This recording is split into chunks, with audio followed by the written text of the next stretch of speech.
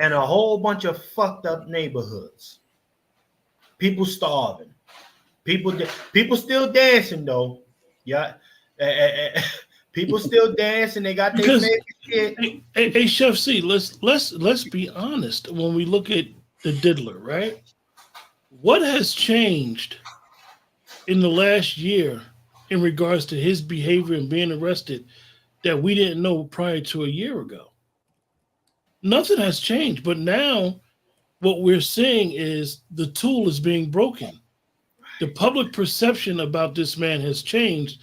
So a lot of us are now saying, oh, he's the worst, he's a monster. It's the system that's the monster. It's the system that creates people like this. It's the system that allows us to have a man dangled in front of us as a leader or someone looked up to for degenerate behavior for over 35, 40 years. Mm. This man, I was around when he had the City College incident and people got trampled. Most Right. people know about this stuff. Most people know when he was throwing parties at Howard University. So this unfortunately, this idol worshiping that we do, this celebrity worshiping that we do, this having these celebrities and entertainers in front of us thinking that these are our leaders, it goes back to what Brother Malcolm said. What other community is being told our leaders are coming from that industry? We're the only community that uplift these people. We don't uplift engineers, doctors, lawyers in our community. In our local community, they don't get even acknowledged. So, yes, we can stop it, but we have to really, really cease the moment and stop and recognize our local leaders, local heroes, our national heroes, and not our entertainers and these type of people who, because they make a certain amount of white money, that now we think that they're better than the average person. I look at 5 leaders on this panel. Can I say something, brother? They've allowed those people to get money and have done everything possible to block legitimate Black people from having money, because our people are idolaters and we don't invest in one another. Meaning, they'll let someone. I got a call. I talked to a friend of mine, a very good brother. He has a cousin whose net worth is close to $300 million. He has a close cousin that's paralyzed in the back for being shot by a Mexican. He's being messed over in like an assisted living facility. This man couldn't do anything for his own family member, and he has hundreds of millions of dollars. When Gay-Z came up with It's About the Benjamins, where we've become worshipers of money and selfishness and all of this that has come forward, we don't even recognize that they're letting certain people have money as a means to fool us. Now that they're angry with Diddy, they're going to make certain he doesn't have money. That's why he got the $100 million bail. To show you we can let you have it as long as you serve our purposes, and we'll take it away from you. The money that Diddy spent on these little nasty orgies or whatever, and I call them Greek-offs. Let's call them what they really are. Greek-offs. That money he spent having orgies, if that had been done to help someone like Vader or others, we could be taking over high tech with blowjob money, with fucked up the ass money, with sodomy money, with strap on money, could change whole communities. But if you jack up the morality of a people and you make people think the way to getting money is being a stripper, to be a whore, to be a pimp, to be a user, to be a drug dealer, then people that invent and create and do real things that are economical, that don't destroy a people, are trivialized. And I want to say thank you, Chef. We should not be nostalgic about hip hop. Let this shit be dead and buried. As I called this shit decades ago, rhythm without blues. We need a new music. We need a new movement. We need to clean this shit out. We should be as nostalgic of this as the last bowel movement we made that we flushed. Let this Oh, shit be gone. And then we never see it again. Nobody is trying to put an RFD chip in the last log that they put in the toilet bowl. You're happy to see that shit float away and never see it again. And it isn't because I hate all of the rap, but what it's become, what it's done to us, it's become a type of psychological warfare. In fact, psychological genocidal warfare against our people. It should all be destroyed. The old music that made us love each other, that talked about who's that lady and all this kind of stuff, and One Fine Day and My Girl and My Guy and all the stuff that's beautiful. They've tricked us into thinking that that is to get what was good was bad, and what's bad is good. And so, if getting rid of hip hop is the beginning of our people finding themselves to see beauty in each other, to pull their fucking pants up, and for broads to wear drawers in public so we don't have to see the top of your ass like you're a truck driver.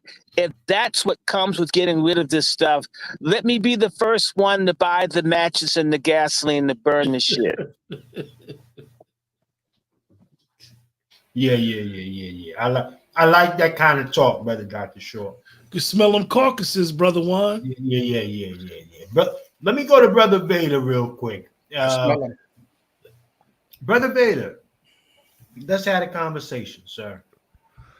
Is hip hop worth saving still to you, sir? You know, I grew up on it.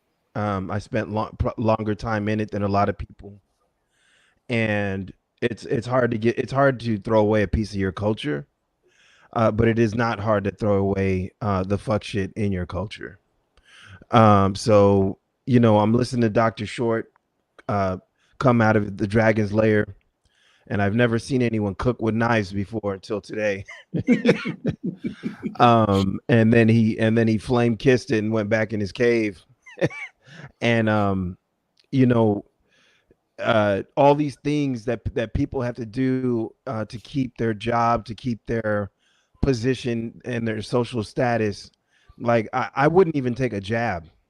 I wouldn't. I fake the paperwork so I can keep my job, but I wouldn't actually take the jab. Say less. And this is a jab. This is a different kind of jab. This is a different kind of genetic material being injected into you, and for what? This is crazy. So yeah, throw that part of hip hop out. Throw that part. Throw out the satanic shit. Throw out the satanic people. I'm not about protecting anybody. I don't give a shit what you look like, because we got to leave a better place for our children. Period. I'll leave it there. I like that, Brother Vader. I like that. Again, listen. I'm here to echo that very simple sentiment. Throw it the fuck out. Keep the baby, but throw that shit out with the bathwater. That's what I'm here. That's what I'm on. That type of time. Because again, even when you start going back talking about the quote unquote founding fathers of hip hop, the quote unquote pillars of hip hop, right? You find the African Bambaataa there. Okay? You listen. Get this shit out of here. That's all I'm saying. I don't want to see it. I don't want to see it anymore. But let me go to Brother Negro. Brother Negro, are you there? Because again, I know that, like I said, they got you in the headlock. Up there. Man, you guys about to make me jump on the fires and the flames for hip hop right now. God, Go ahead. Jesus, man. Okay. All right. I'm a hip hop guy. I like hip hop more than anything. That's just where I'm at. But I do see that there's a problem. I think that there should be a cultural reform. That's what I'm hearing. That you could take one of the cultures like China. They had a big cultural reform in which they were upgrading their quote unquote culture so that they can move on through years to come. I see that something like that within our own. Um, Keeping out what works and getting rid of what doesn't work and stuff of that nature. So that's what I see. Well, again, Lord Jamar said it's a open booty mafia there. Okay. And now when you start talking about your quote unquote founders and forefathers of hip hop, open booty activity is there. Huh? I mean, even cats, even when they say what's that dude that they keep saying was the founder of hip hop, Cool Herc? They say he a closet open booty bandit. Bam. You What do talking you about mean Bam? closet? Have you seen him with those Sophia Loren glasses on? Are you Come on, kidding me? come on with it. Yeah. This is where I want to go. Go I ahead. mean, you see him with those big ass, and those it's like he got those glasses from Roman Holiday and shit, like it's some Sophia Loren cast offs and shit. Come on, look, the music business. That's what's drawn in, and it's more. KRS-One. The fact that none of them know anything about Africa Bambaataa, it never happened, and the Africa Bambaataa has not been handed over to the authorities. Nobody knows where the hell he is. Bullshit. These people, I mean, to me, you're accomplices to the mass rape of children. All of them. Period. Come on. Well. There's no way to make that nice. There's no way to make that nice. I mean, aside from KRS-One, looks like the woman from Me Too. I mean, they could be twins. If you put a hat on backwards on her, you think that he was on the West Coast. Well, I'm just going down. Wait. Can I say something to this, brother? Yes, sir. Yes, please. Where's the RICO in that for the hip hop cases that they be landing on brothers in the hip hop industry? Where's the RICO on the gay mafia? And where's the investigation on the gay mafia? They're running down on Slim Thug and all that other nonsense. But where is the cuffs? Where is the cases on that? That's what I want to I'm know. going to tell you why. I think that those Caribbeans and others, a lot of these people are Caribbean that we're talking about. These are tethers that no one wants to talk about that. And the tethers have been used. In New York in particular, there is a history of the Caribbean blacks being used to police the Black Americans. That's one of my thoughts. Okay. And even now, the city of New York hires Caribbeans to be police to come down on Black Americans. This is real. This is what goes on. We've got to have that discussion. But I would suggest to you, Brother Negro, do more research on the Cultural Revolution of the Chinese. It wasn't a positive thing. A lot of good things got destroyed. That was for a Luciferian, freaky despot who may have had syphilis when he died, named Mao. That stuff that they were doing was selfish. It wasn't about helping China out. It was about someone destroying anybody that opposed them having total power. In fact, China still hasn't completely recovered from what Mao did to them because he needed to have all the power.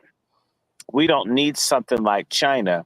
We need something like what they had in Japan called the Meiji Restoration, where the Japanese people decided that they were going to survive and they were going to pick and choose what they would take from white people and others to make a Japan that was able to fight for Japan to survive as a nation. The same way I meet a lot of Black folks who think they don't have to speak English properly because it's not their language. Motherfucker, who do you think created English in England? Who do you think some of these people are? You ignorant fucks. A big problem is this people don't even understand that our culture, what our damn culture is.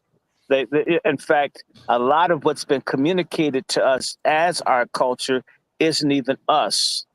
And I must say, for all those who love hip hop, it is perhaps the least creative music form we've ever had, with all due respect.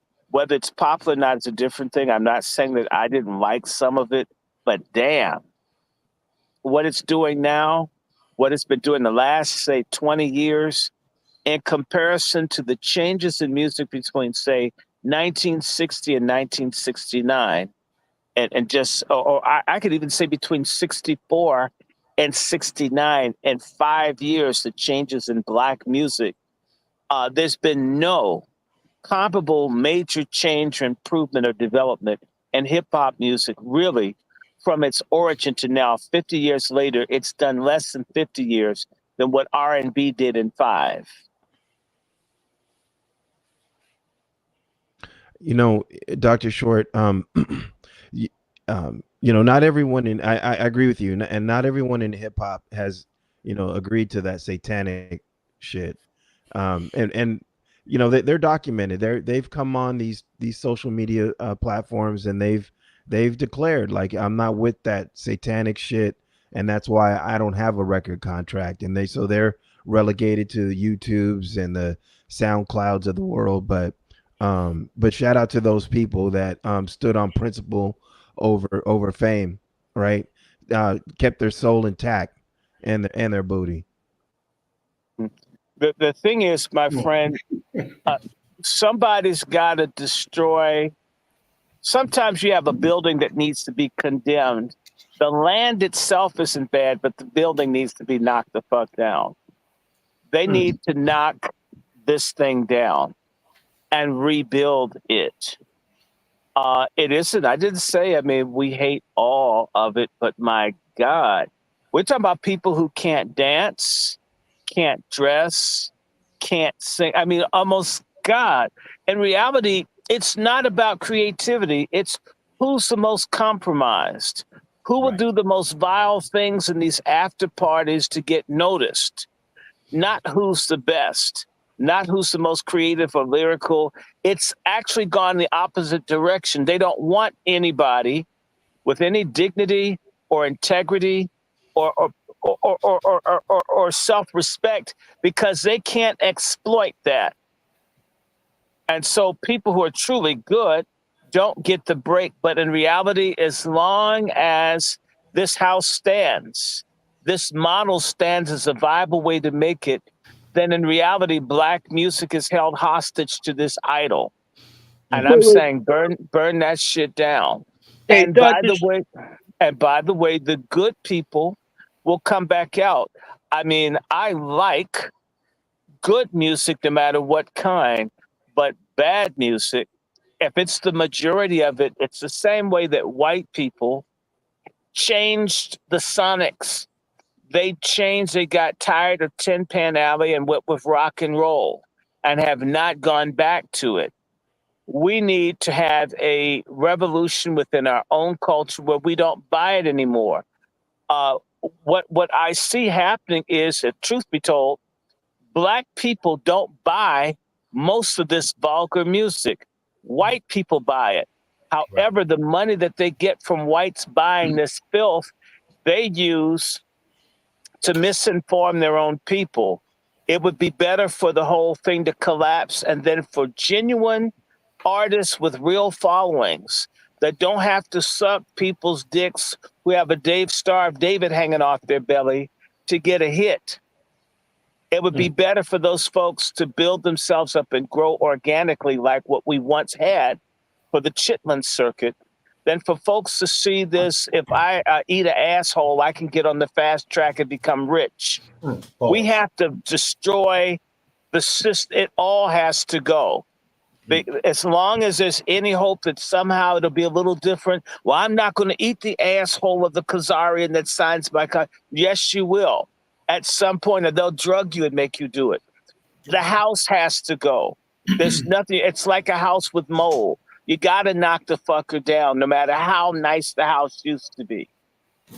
Well, let me go to Brother Negro just sent me something here. Brother Negro, and then I'm gonna go to Brother Juan, and we're gonna play a little bit more of that. No. That was me sending that to Brother Negro. Okay. Oh, yeah. Oh, I got that. The one you talking about, the comment that I said that does hip hop owe us reparations? Yes, sir. Yeah. I really think, based off what the case that Dr.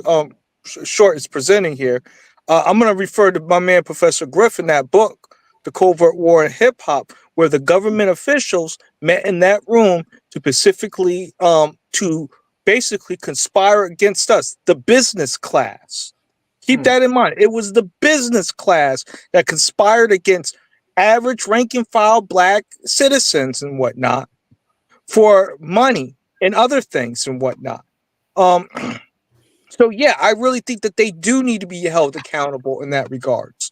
That there needs to be some type of repair and restitution, based off of what brother Dr. Short is saying here.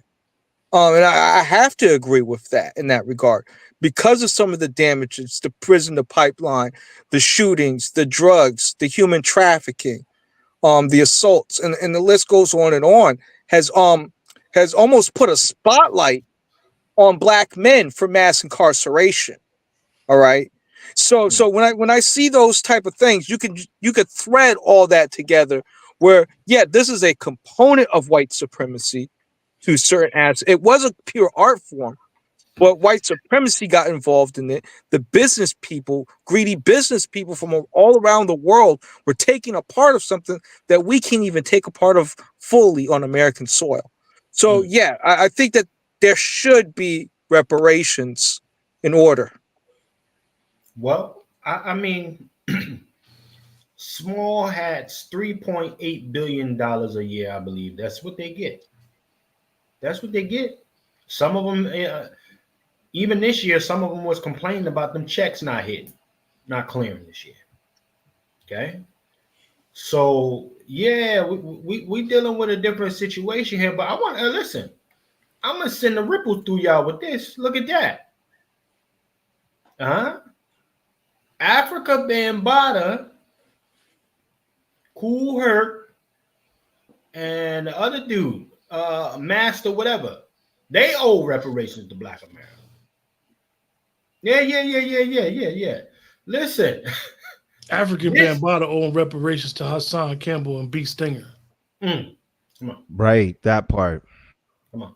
That whole project. And also that whole project allegedly, you know what? too. And Africa Bambaataa needs to give some money to some crown thing, because he's wearing that black church mother hat and shit like it was his idea. I mean, we used to wear hats like that. The women used to wear hats like that in the sanctified church. He's not even creative. That's some shit my grandmother used to wear back in the 40s. He's got And that Zulu church mother Nation hat needs to on. be held responsible with just more than an apology. Yes.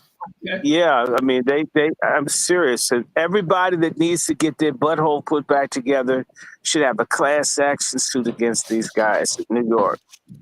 I mean, I'm certain that a lot of people like to shit like they used to before they ran up on these people. They're bad. And in fact, all of them need to pay. All of them need to pay. All of these people should be called out.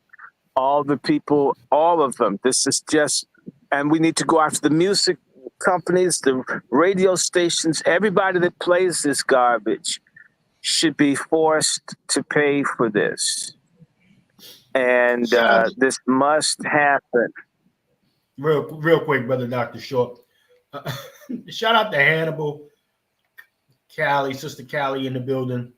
We got Sister Michelle in here. We got Brother Curtis in the building, Brother Ray in the building, Sister Devin, Brother Red Sig, in the building. If I pass over some of y'all, I just want to say salute to y'all for checking in and clocking in with us for this conversation. Salute. Yeah. So listen, it's a full house in here. They was hating on me, Brother Q. You saw it. But nonetheless, again, these are your pillars of hip hop, man. It ain't coming from me. You see the man. Why are they not deported? They lying on their application. They saying that they black and they not black. Yeah. So why are they not deported? Like that's a federal, like these are alleged federal offenses here when people are lying on their government applications. And I really think that we need to be we holding them have to task. Well, Brother Negro, I think this is a project that we need to fight for, to force people to create categories. So, in fact, this is something that you're doing good work to demand that there be other categories so people can't call themselves a Black American. We need to require that Black American people are able to get all of those with lineage in the United States have the option to have a Black American identification number where people who can prove that they have like a social security number, people that can prove that they've got lineage in this country. And if that person doesn't have that number, we can't help them. Well, your number doesn't come up in our database. Where are you really from? We need to start doing shit like this and fight for this on a federal level, the same way you can't do Cherokee shit.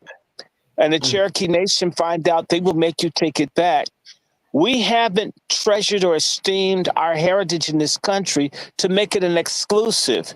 We've treated our heritage like it's a Diddy freak off. Just everybody come as long as you got your baby oil. In this instance, the baby oil is skin color. We need to start. I don't care what you look like. What the fuck are you for real?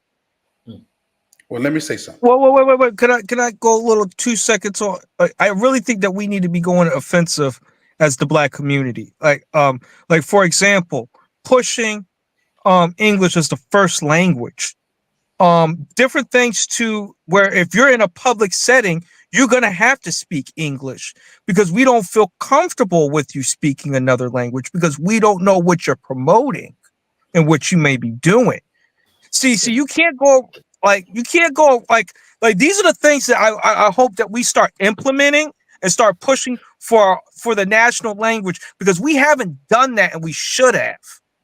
And that would have closed the door. A lot of this immigrant stuff that's been going on, them invading education and everything else. And I'll digress from there. Well, part of the fight is the Pan-Africanism and the internationalist bullshit of the boomers and others, and the sanctuary movement, which was led in many places by Black Democrats. Okay, and many of them Greeks and Masons. Let Brother Wolf get in here. Brother Wolf, Brother Wolf, sir. I mean, listen.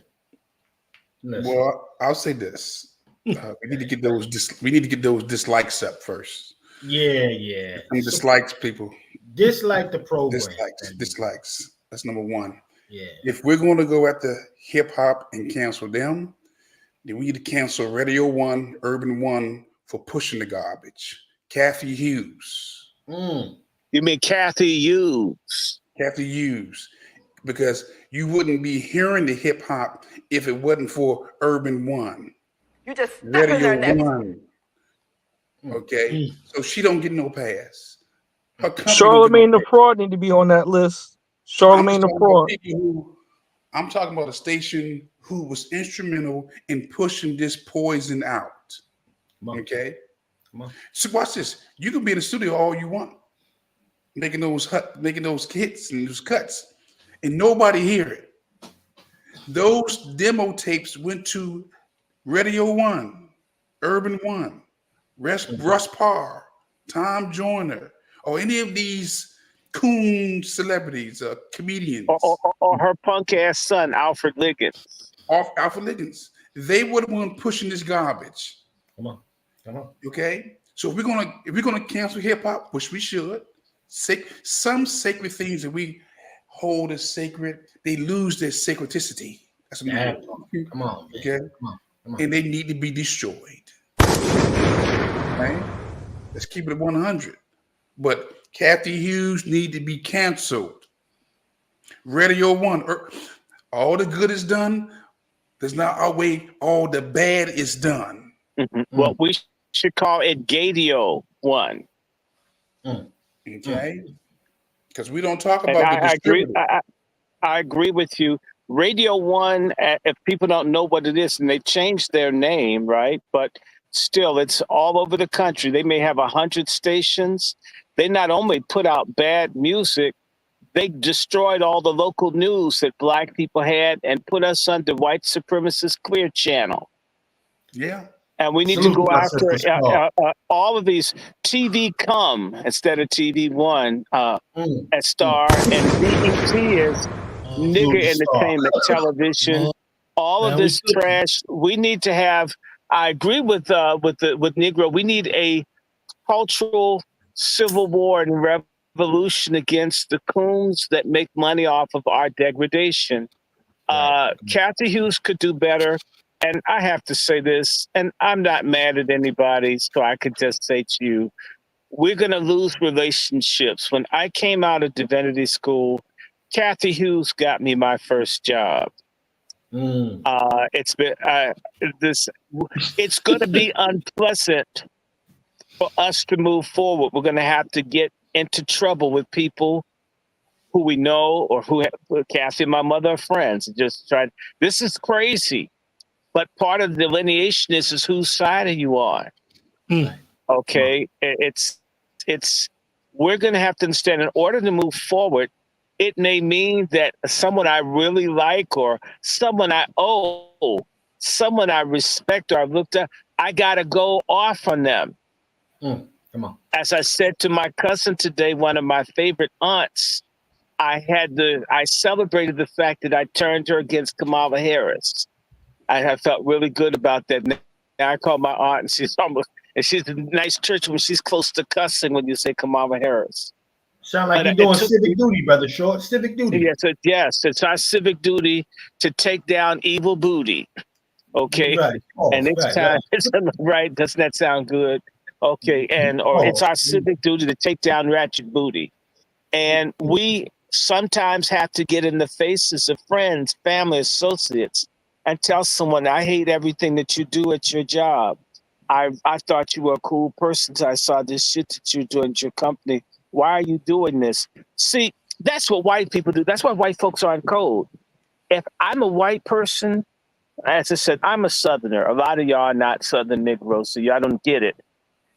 But if a white person in a white area down south does too much for Black people, white folks will come by and visit them and say, "We've been friends a long time, but this thing that you're doing with these darkies is just too much." Right. You're becoming a real nigga lover, and I don't know if I could be friends with you anymore. And they put relationships and stuff on the line over a principle. Now, I'm not saying that their principle is right, but they'll tell you, as a white man, you can't do this. We don't do that. If someone's made it, that got some money, we sit up and, "Oh man, you've got a Bentley and you've got a mansion." Well, human trafficking, maybe it's okay. You're doing all right with it. We got to get out of that. The fact that you human traffic makes your Bentley and your mansion ashes to me. That's how we've got to get. That's how it is with white folks. Did you hear about Taylor Swift or Netflix, that little punk on there, the one that wanted to sexualize kids, gave Kamala Harris $7 million and then 3 million white people quit Netflix? Just like that.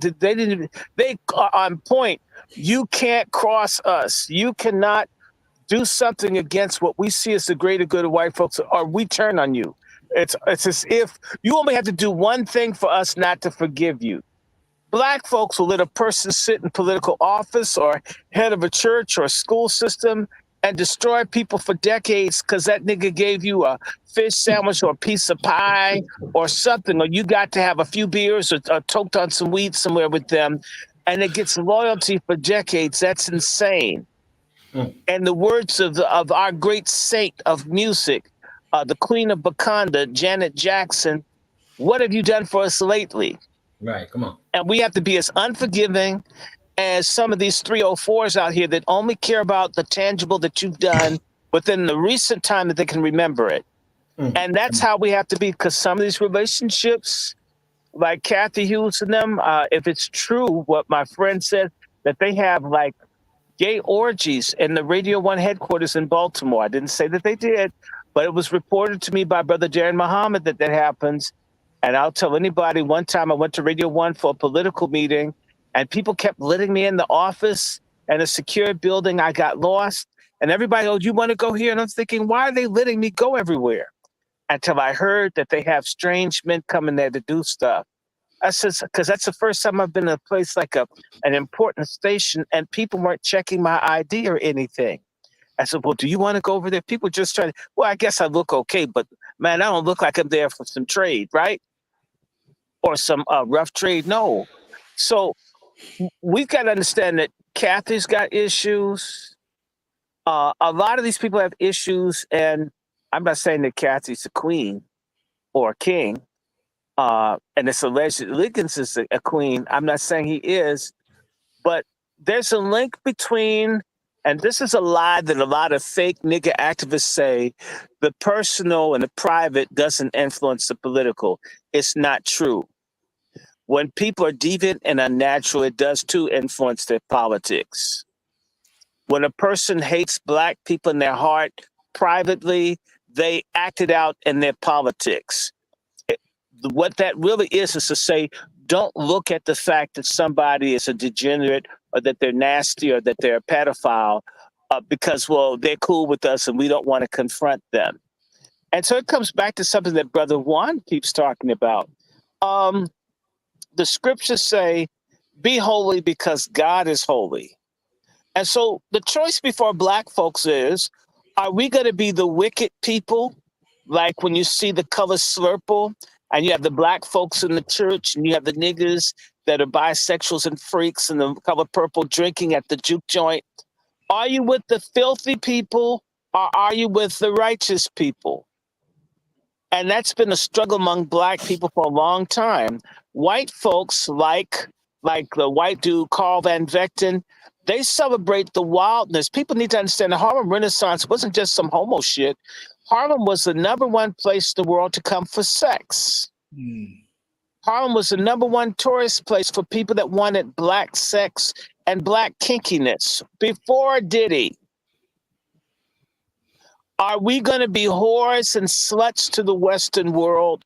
Are we going to be upright people, even if we're not the richest people materially, at least be rich in spirit and dignity? Ultimately, we'll get the other things.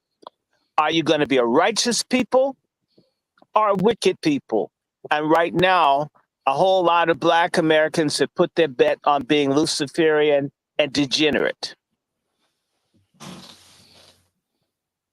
Let me say this before we continue, gentlemen.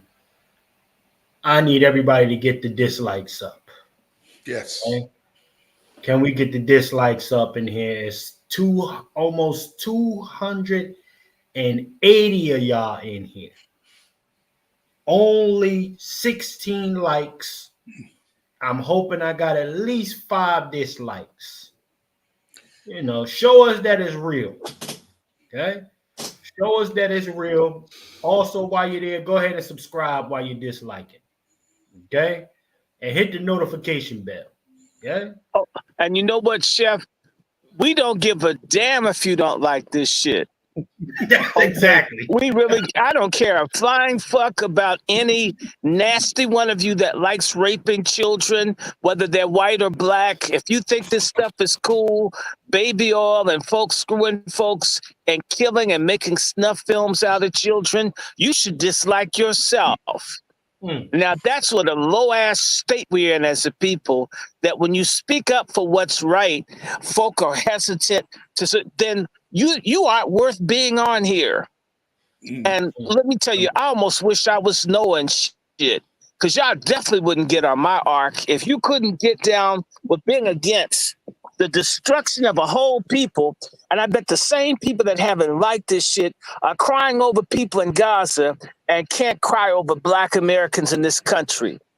This hypocritical, vile, I mean, you're a hypocritical, Luciferian, you're a demonically confused people.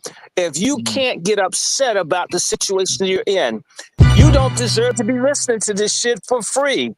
By the way, who's made a goddamn donation? Not a for goddamn Chef thing. C? Wait a minute. Wait. I want some motherfucking money to fly up in here because, Chef, you took the time to do this graphic and shit. And we got Q, or I should say, you know, this brother. I mean, all of this. No.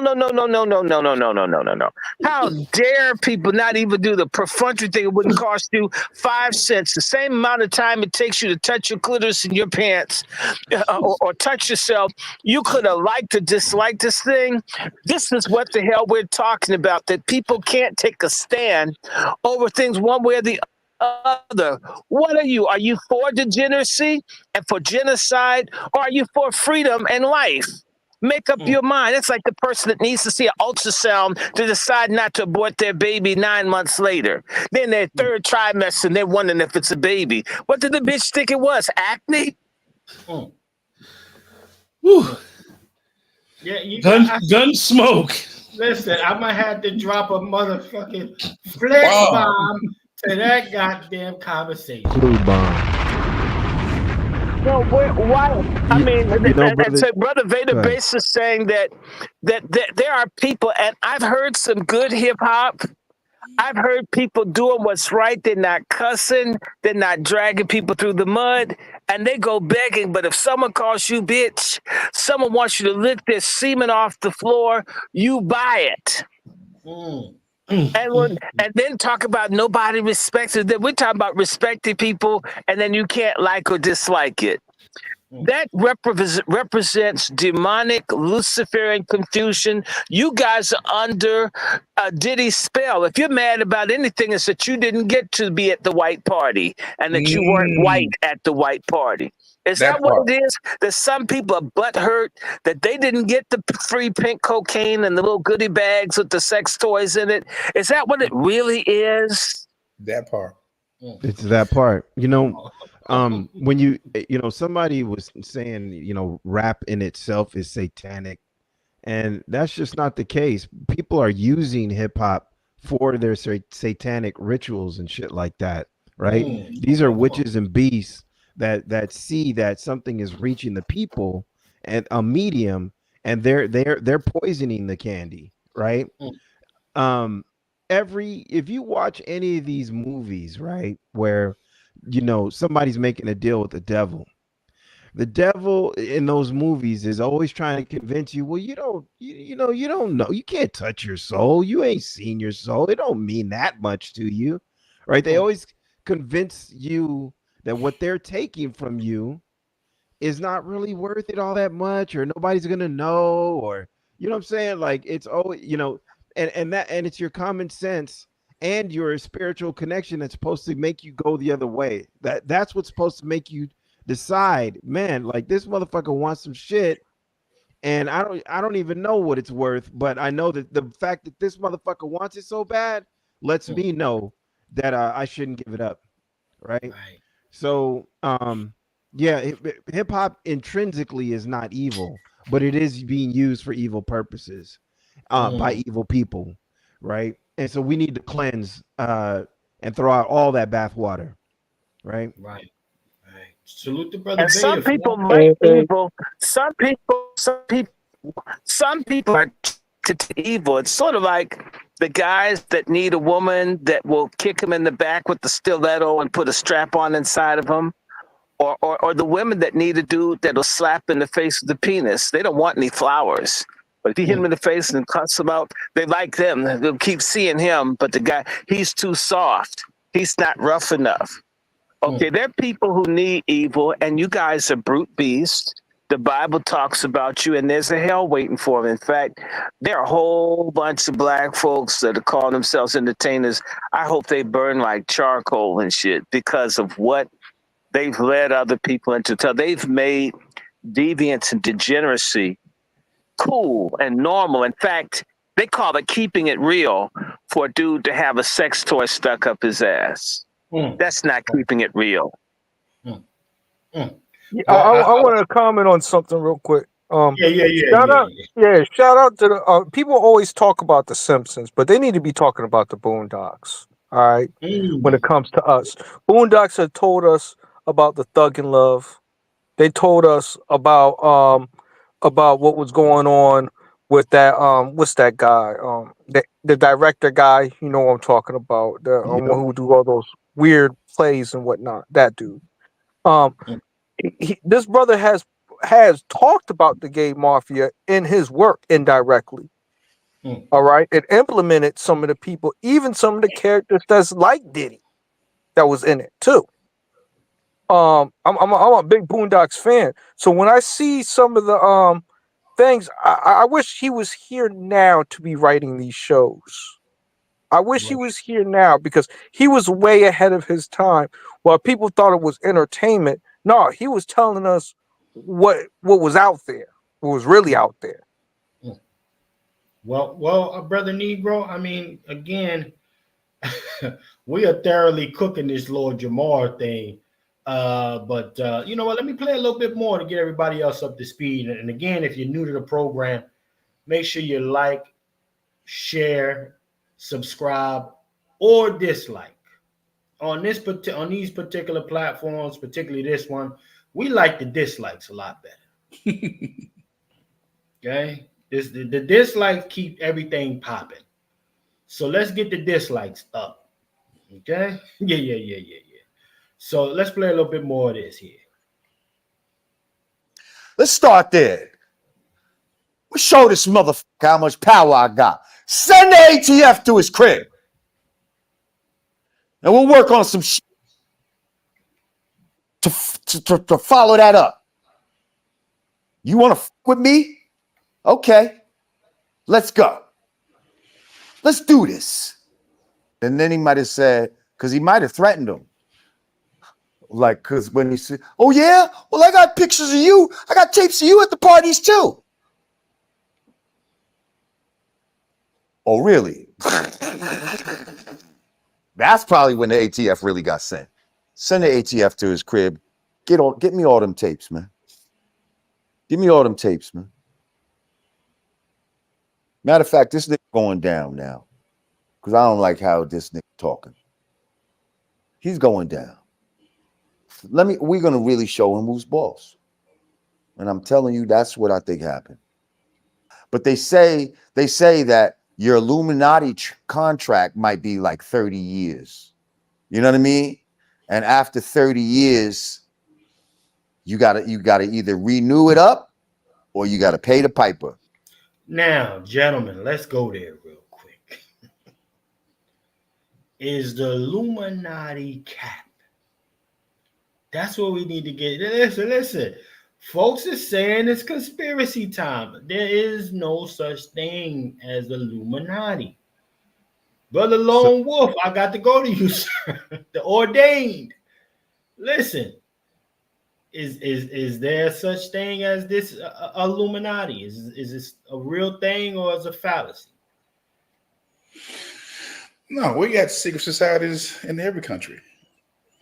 I think that when he was describing that whole Diddy piece, I thought about Scarface. When Tony decided, you know what, you know who I am, and on the phone, and he got out of the pocket, and they sent the guys from Cuba to take him out. I had those images in my head as he was talking about how Diddy was probably addressing his masters, you know. But no, there is an Illuminati, and every country has a secret society. They have a shadow government. Everyone. So yeah, I can attest to the Illuminati. It's real. Yeah. I mean, look here. I was part of the FOP, the Fraternal Order Police. To some, that's like an Illuminati. I had the shield, the gun, protecting FOP, what we stand for. I'm still a card carrying member. Hold on now. The benefits, man. I gave him 27 years. You give me everything that's owed to me. Okay. Yeah. Listen, ladies and gentlemen. Yeah, go ahead, brother. Go ahead, brother. So in that same movie analogy that I gave, right? The devil comes, the devil makes their offer. These people agree to give up their soul, their booty, whatever. And then towards the end of the movie, right, there's always that taste of the bad deal that they made, right? They get the fame that they thought that they were looking for. They get whatever it is that they thought that they were looking for, and then that, what they sold their soul for, they found out was not eternal, right? Whatever they gave up their eternal soul for only a few minutes, a few hours, a few decades of whatever fame or fortune that they sought, and then they experience the hell before they die. So they don't even, what I'm saying, they end the movie, where, obviously the person magically gets a loophole or some shit, but this ain't no movie, right? And Diddy is at the end of that realization of what he took, what he did, all the, these people are all at the end of that satanic contract where it's like, okay, you signed your soul and you got what you wanted, but but you didn't read the fine print. This was for a limited time only, right? It's that part. And I got another knowledge too. I think that I think we live in fantasies sometimes. We believe that if we're doing something and it's working, that we're going to live happily ever after.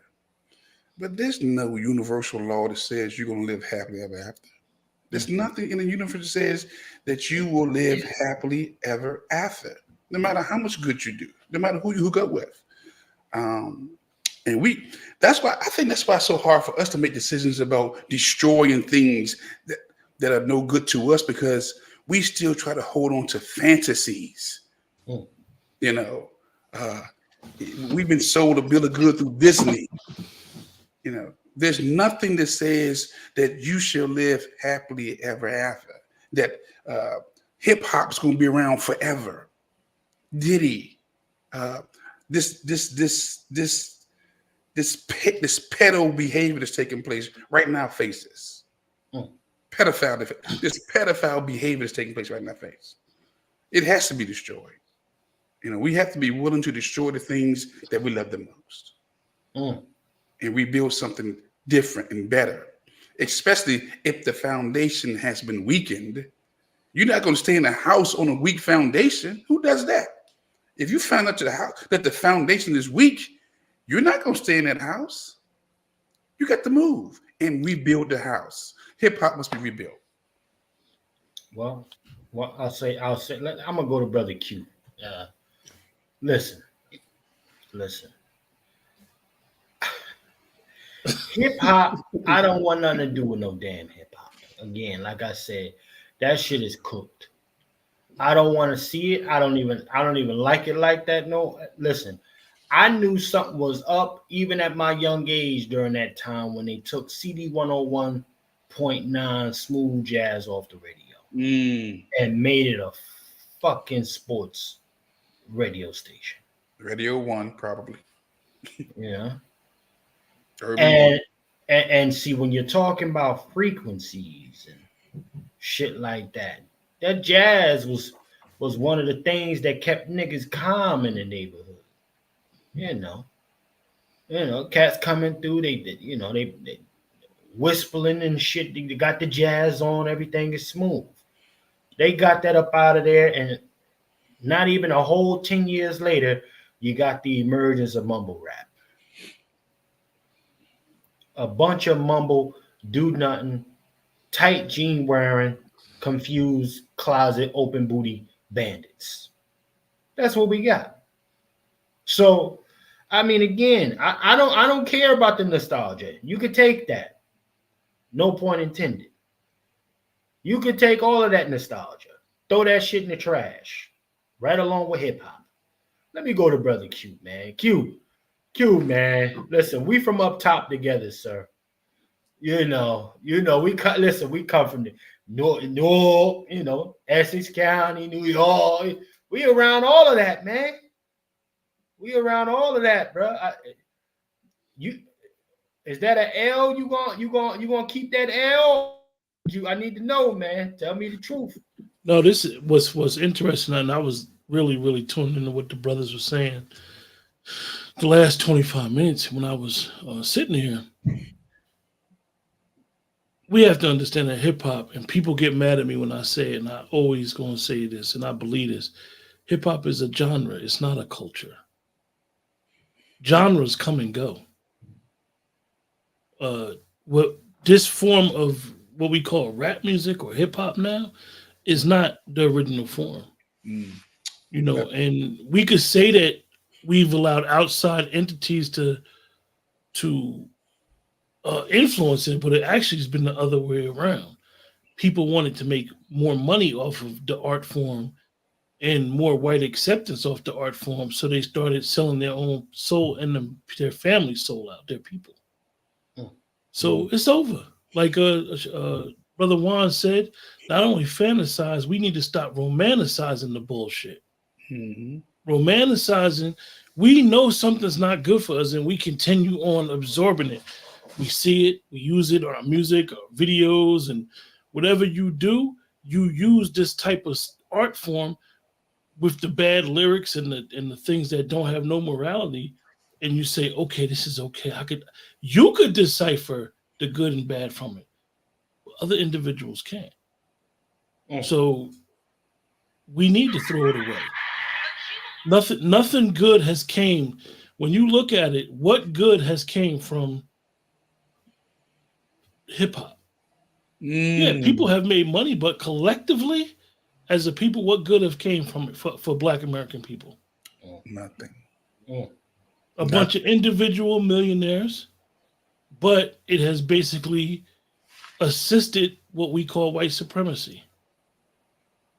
So we need to make a effort on what we're going to consume individually and then collectively, because we could sit here on the panel, 6 guys, everybody in the chat, and say, you know what, we're going to make a collective effort. But are we really? Because I'm telling you, somebody from amongst us, whether it's our family, our lineage, anybody in the chat is going to want to be a mainstream artist. And mainstream artists in this realm has never, it don't end well. And we're not just talking about hip hop, we're just talking about Black American artists. Since the art form has been here, any type of music expression, when you go mainstream, it don't end well. You're not going to leave with your legacy intact. It's just not going to happen. So we got a decision to make. Well, I mean, listen, and I see it for new people checking in the chat, man. Make sure y'all subscribe to this platform and to any of the brothers that you hear spitting some fire. Subscribe to their YouTube platforms as well, okay? And like my brother Juan J. Johnson saying in the chat, let's get those dislikes up, okay? Yeah. Hey, Chef C. Hey. Yes, sir. Chef C, can I just say one thing, and I'm gonna throw a wrench in the show if you don't mind. Oh Lord. Okay. This is way out left field. Oh Lord. Okay. For everybody in the chat, Right. anybody on X, anybody on YouTube, and various platforms. Yeah. We have a brother on this panel that's basically designed his own app for Black businesses. Yeah. Brother Vader. I'm not asking everybody to donate $20. Everybody that's watching, just donate $3. A cup of coffee. Buy him a cup of coffee to Brother Vader and what he's trying to do with his app, and how his app, for those that are entrepreneurs, can benefit from his app and basically empower each other. So you don't have outside forces that's coming, BlackRock and all these other places where Brother Vader is trying to get funding. It should be us that are funding him. God bless you. Us to have a say on what he's trying to do with his app. But then, not Brother Vader, but then when we see another brother come and they see he getting funded by outside sources, we say, oh, that brother sold out. No, let's fund this brother. Come on. Everybody in the chat should just donate $3 to Brother Vader and what he's trying to do with this app. And if you have a business, link up with him and listen and shoot some ideas with each other and think about how you could better your business, whether you're on the East Coast or the West Coast. This app can be powerful. We're in the age of technology. We just seen the port strike workers. They're upset, but guess what? Automation's coming. Right. So we got to get with the times. So we was running around here praising this movie that was based off a true story, The Green Book, where it was beneficial to our people during that time. This app that this brother has created and he needs funding on, it could be beneficial to us, beneficial to our families, beneficial to our children. So I just wanted to give Brother Vader a big shout out and a big plug for what he's trying to do. Yes, indeed. Can Y'all I see it follow on the screen right quick, ladies and gentlemen. It's look at the screen right now. He's got his QR code up there. Y'all can go ahead and hit that QR code. Y'all can hit the Cash App, right? Support this brother. The Wolf just donated. Thank T you, just sir. donated. The Wolf and Chef C just donated. I'm sure other people are going to start donating right now too. Lead by example, ladies and gentlemen. I want to comment on some stuff. I sent you some. Can we circle back to that Illuminati stuff, right? I'm a good book reader. Illuminati's up in the good book. They talk about it briefly. I dropped the Bible verses and stuff that connected with that. Well, hold that for a second, Negro. Okay. Let my brother go ahead and say what you're gonna say, Vader. I want to let everybody know what they're donating to. Right now, as the app stands, I'm in a queue to get in the App Store. I am doing some database cleanup work, but let me tell you what I'm adding into this database. So far, we've got a Black Farm database, someplace that you can reach out to the Black farmers in your community, and you can get fresh vegetables, non-GMO'd, and things like that. You can support a Black-owned business by buying your food from a safe place, right? Because it's natural. It's not made with pesticides and things like that, right? Things that are safe for our bodies, right?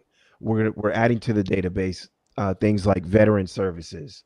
We're adding things like food banks in urban centers, things that our people need to know where to link up, where to get the services that they need to survive, right?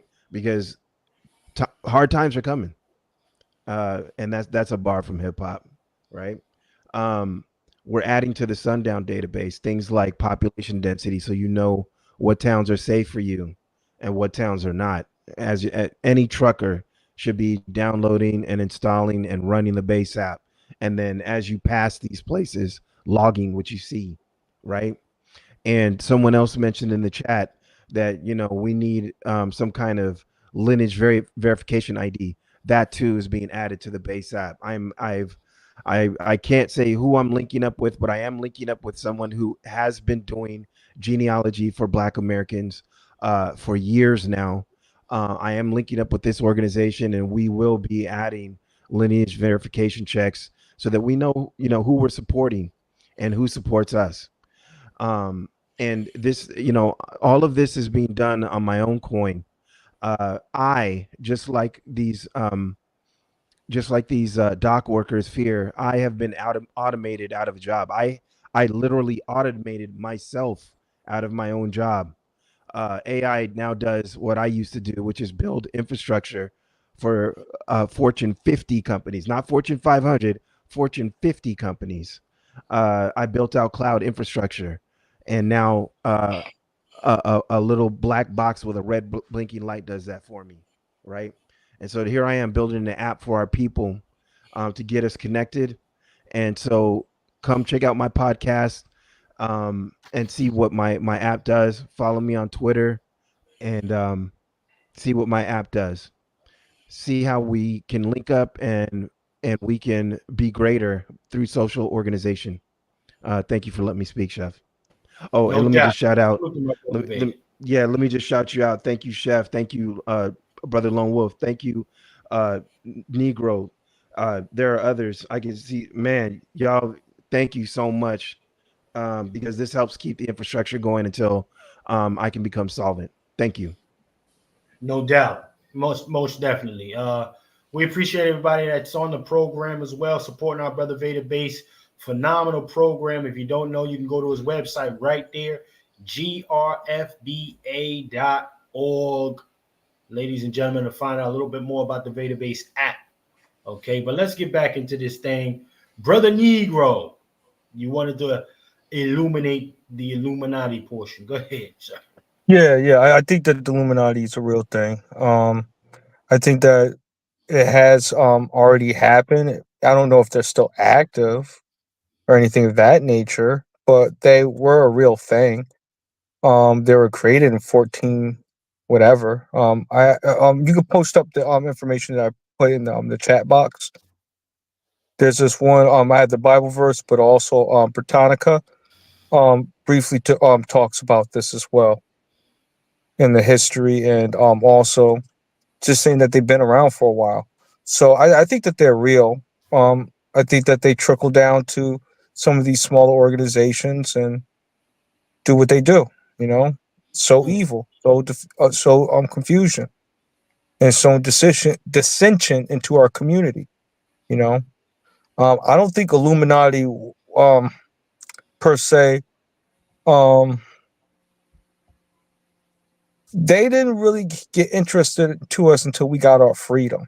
That's something I really think that could have been happening. Until then, they weren't really eyeing us until after we got our freedom and we were moving around. So now they're interested in us. So like that makes me more interested in them. Like, who are these guys?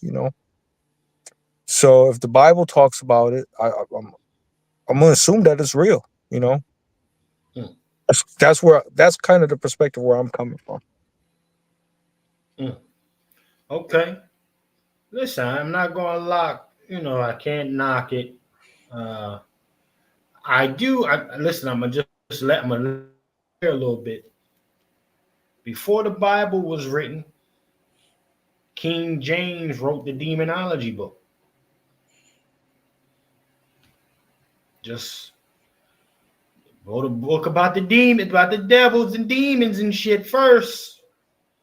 But was he categorizing the devils and the demons and telling us who these enemies are that are supernatural per se? Like me, I don't have the demonology book, so I'm not really versed in that. But that could be a reality. So watch this. I'm gonna show you my white man approach to things. keep talk white to us, brother Dwayne. talk white to us, brother Juan. Talk white. Listen, do the white thing. Do the white thing. One thing I know about white folks is this: they don't take a step without investigating. They do a grid search. I mean, they pick up sand, rocks, trees, whatever, and when they go to other countries, they grid off certain parts to find out what's in that square, what's in that circumference, and they gather it and they research it. Even down to the witchcraft, the divination, the demons, the very things that we run from. I embrace it all. I got the books. Hold on real quick. All my white folks, we got new white subscribers too.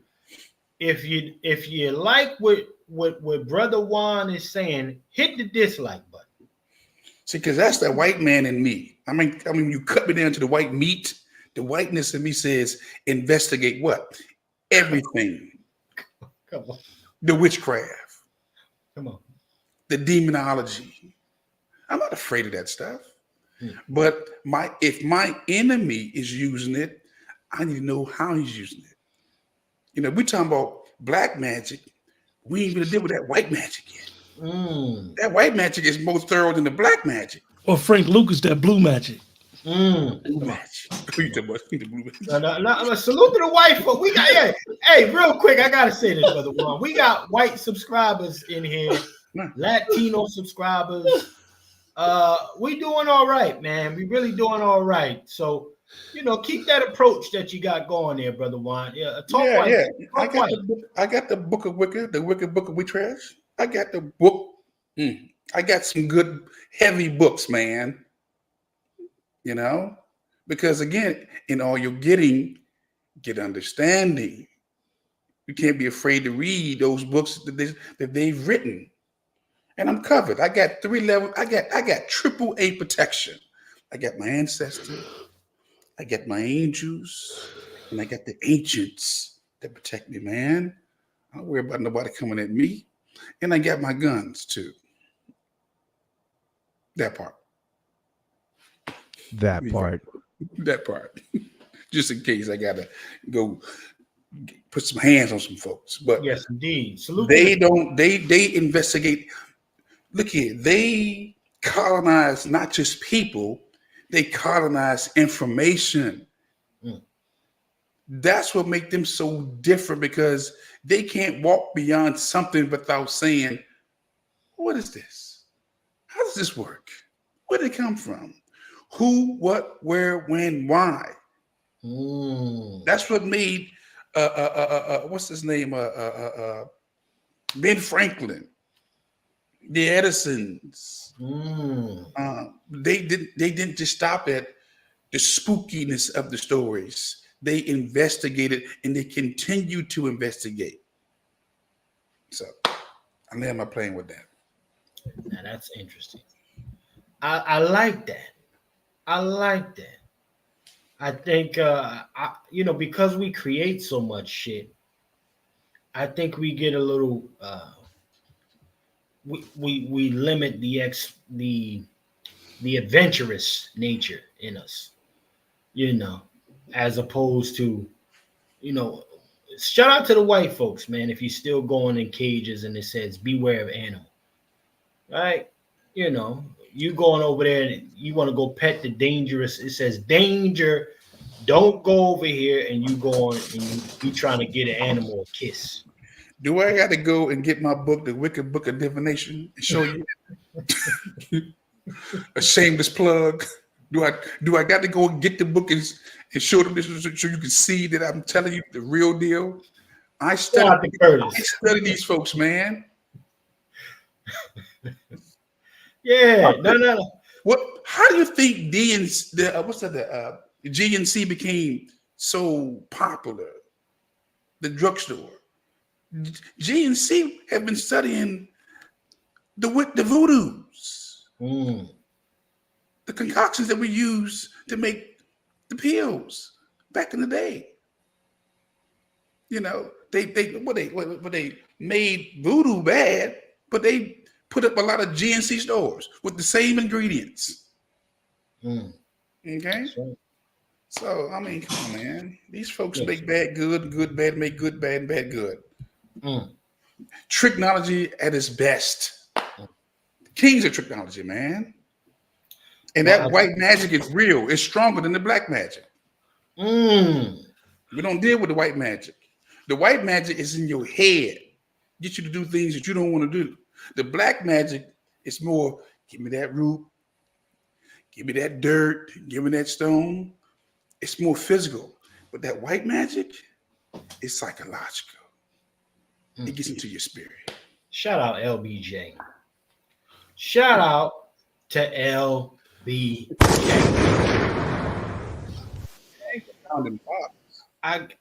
Man, listen. At the end of the day, you got to put respect on LB. Not LeBron James, you guys. Not LeBron James. Yeah. You got to put some respect on LBJ. Lyndon B. Johnson, for those who are who need to be brought up to speed, respectfully.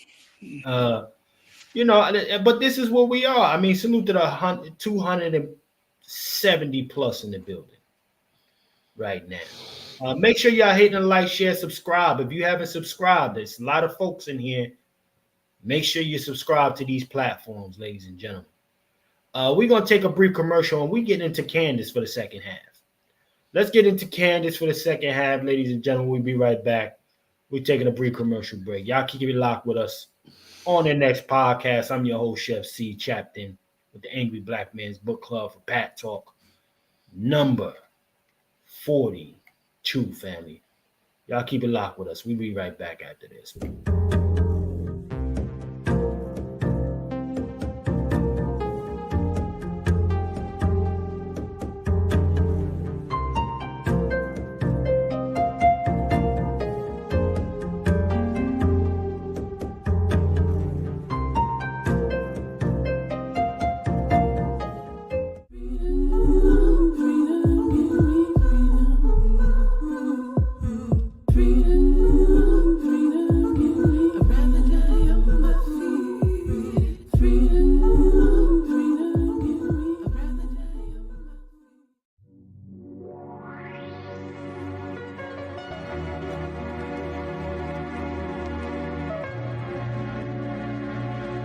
One love, y'all. God bless y'all.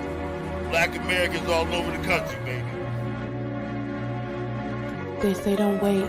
When that shit get crazy, leave, give up that date. But if I had to cease my love, 1,000 seas I drown to stay. Cause when it gets hard, it's never even close to what I've suffered. Till you came into my life and brought some peace, removed the clutter, reconstructed trust. My heart you clutched, focused, and you aim.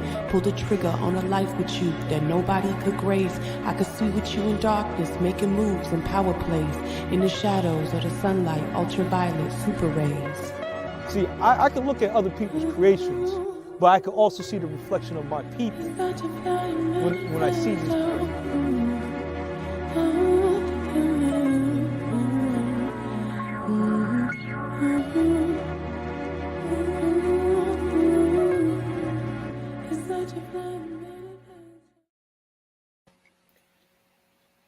Yes, indeed, ladies and gentlemen. Yes, indeed. Listen. If you wanted to know what that was Bloodline Films From the Soil episode New London. But ladies and gentlemen, what's coming out very soon, I want y'all to be locked for this. We got the Patreon that's going to be dropping. Well, actually, it's live right now. Y'all go ahead head over to the Patreon. It's also pinned to the link in the chat. You know, we got this Patreon, this Patreon jumping off because I want folks to be able to really spin the block this season for Thanksgiving. I know a lot of folks got some nasty ass macaroni cheese you've been making for years. All right. You don't have to be doing that to your family. They don't deserve that. Right. And some of y'all low key may not be washing your collard greens in the bathtub, but you damn sure washing them sits in the toilet, some of you motherfuckers. Okay. So I want y'all to holler at me. I'm going to show you how to get your greens together. The first live cooking demonstration will be collard green egg rolls, inspired by my brother Negro. I'm going to show y'all how to make some collard green egg rolls. So they won't be soggy neither. Not soggy at all. With the turkey, with the smoked turkey in it. Okay? Also, we're going to be showing y'all how to do this, the proper baked macaroni cheese. I see a lot of motherfuckers just put a whole bunch of cheese in there, but that shit still be bland as hell. It's not how you make macaroni cheese. Okay? I'm going to show y'all how to cook a moist turkey too. Not them dry ass turkeys I be seeing year after year, folks posting on their goddamn social media. Hey, I gotta pull up egg roll. Hold on, let me get this off. Hold on, let me get this the fuck off. Every year I'm tortured and haunted by a dry ass turkey or this blonde. Some of y'all turkey be blonde. It ain't got no color on it. I know you didn't season it. I ain't got to deal with this shit this year. Okay? Get the Patreon. Make sure you subscribe, family. I'm going to get you right. You understand me? Yes, indeed. I'm a Michelin trained chef, award-winning chef, to be very clear. So you will learn some real shit here. All right? Now, let's get back into the goddamn program. Let's get back to the program. Candice Owens. Well, hold up now. Egg roll, man. Yes, indeed. Hold up. I'm a trained crime instructor. If you cooking, I'm shooting. Listen. Say that. Shoot. Come on. Yeah. This ain't no joke right here. What is it right here? Oh, can I do the gutting? Can I do the gutting? Hold on. LW. There you go. LWF. That's right. That's right. And if you don't go to me, go to somebody. But you need to get some training from somebody. That's right. You have you at least 3 guns. Revolver, a semi-automatic handgun, a rifle, and a shotgun. So that's 4 guns, 1 of each, and about 500 rounds. That's right. Each one. I mean that. That's right. Definitely, ladies and gentlemen, it's getting down to the wire. With hollow points. November 5th is around the corner, but if you waiting until November 5th to get ready, you're You done. You cooked. You cooked, and I don't even mean it figuratively. Hit the brother Juan up, y'all. Hit him up. He'll get you together. He'll get you together as best he can.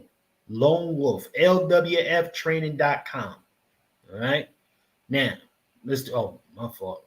Let me unmute him. Now, let's shrink this down. Let's get into that. Any other brothers got something they want to advertise before we resume? Yo, when you do those collard green egg rolls, I need to be there on site, brother, so I can try them. All right, mandatory. That's mandatory, man. Because I gotta, that's one of my things right there. But anyway, that's besides the point. Also, the Negro Black Knights Heritage Club, we are taking membership dues for those that are interested in the organization.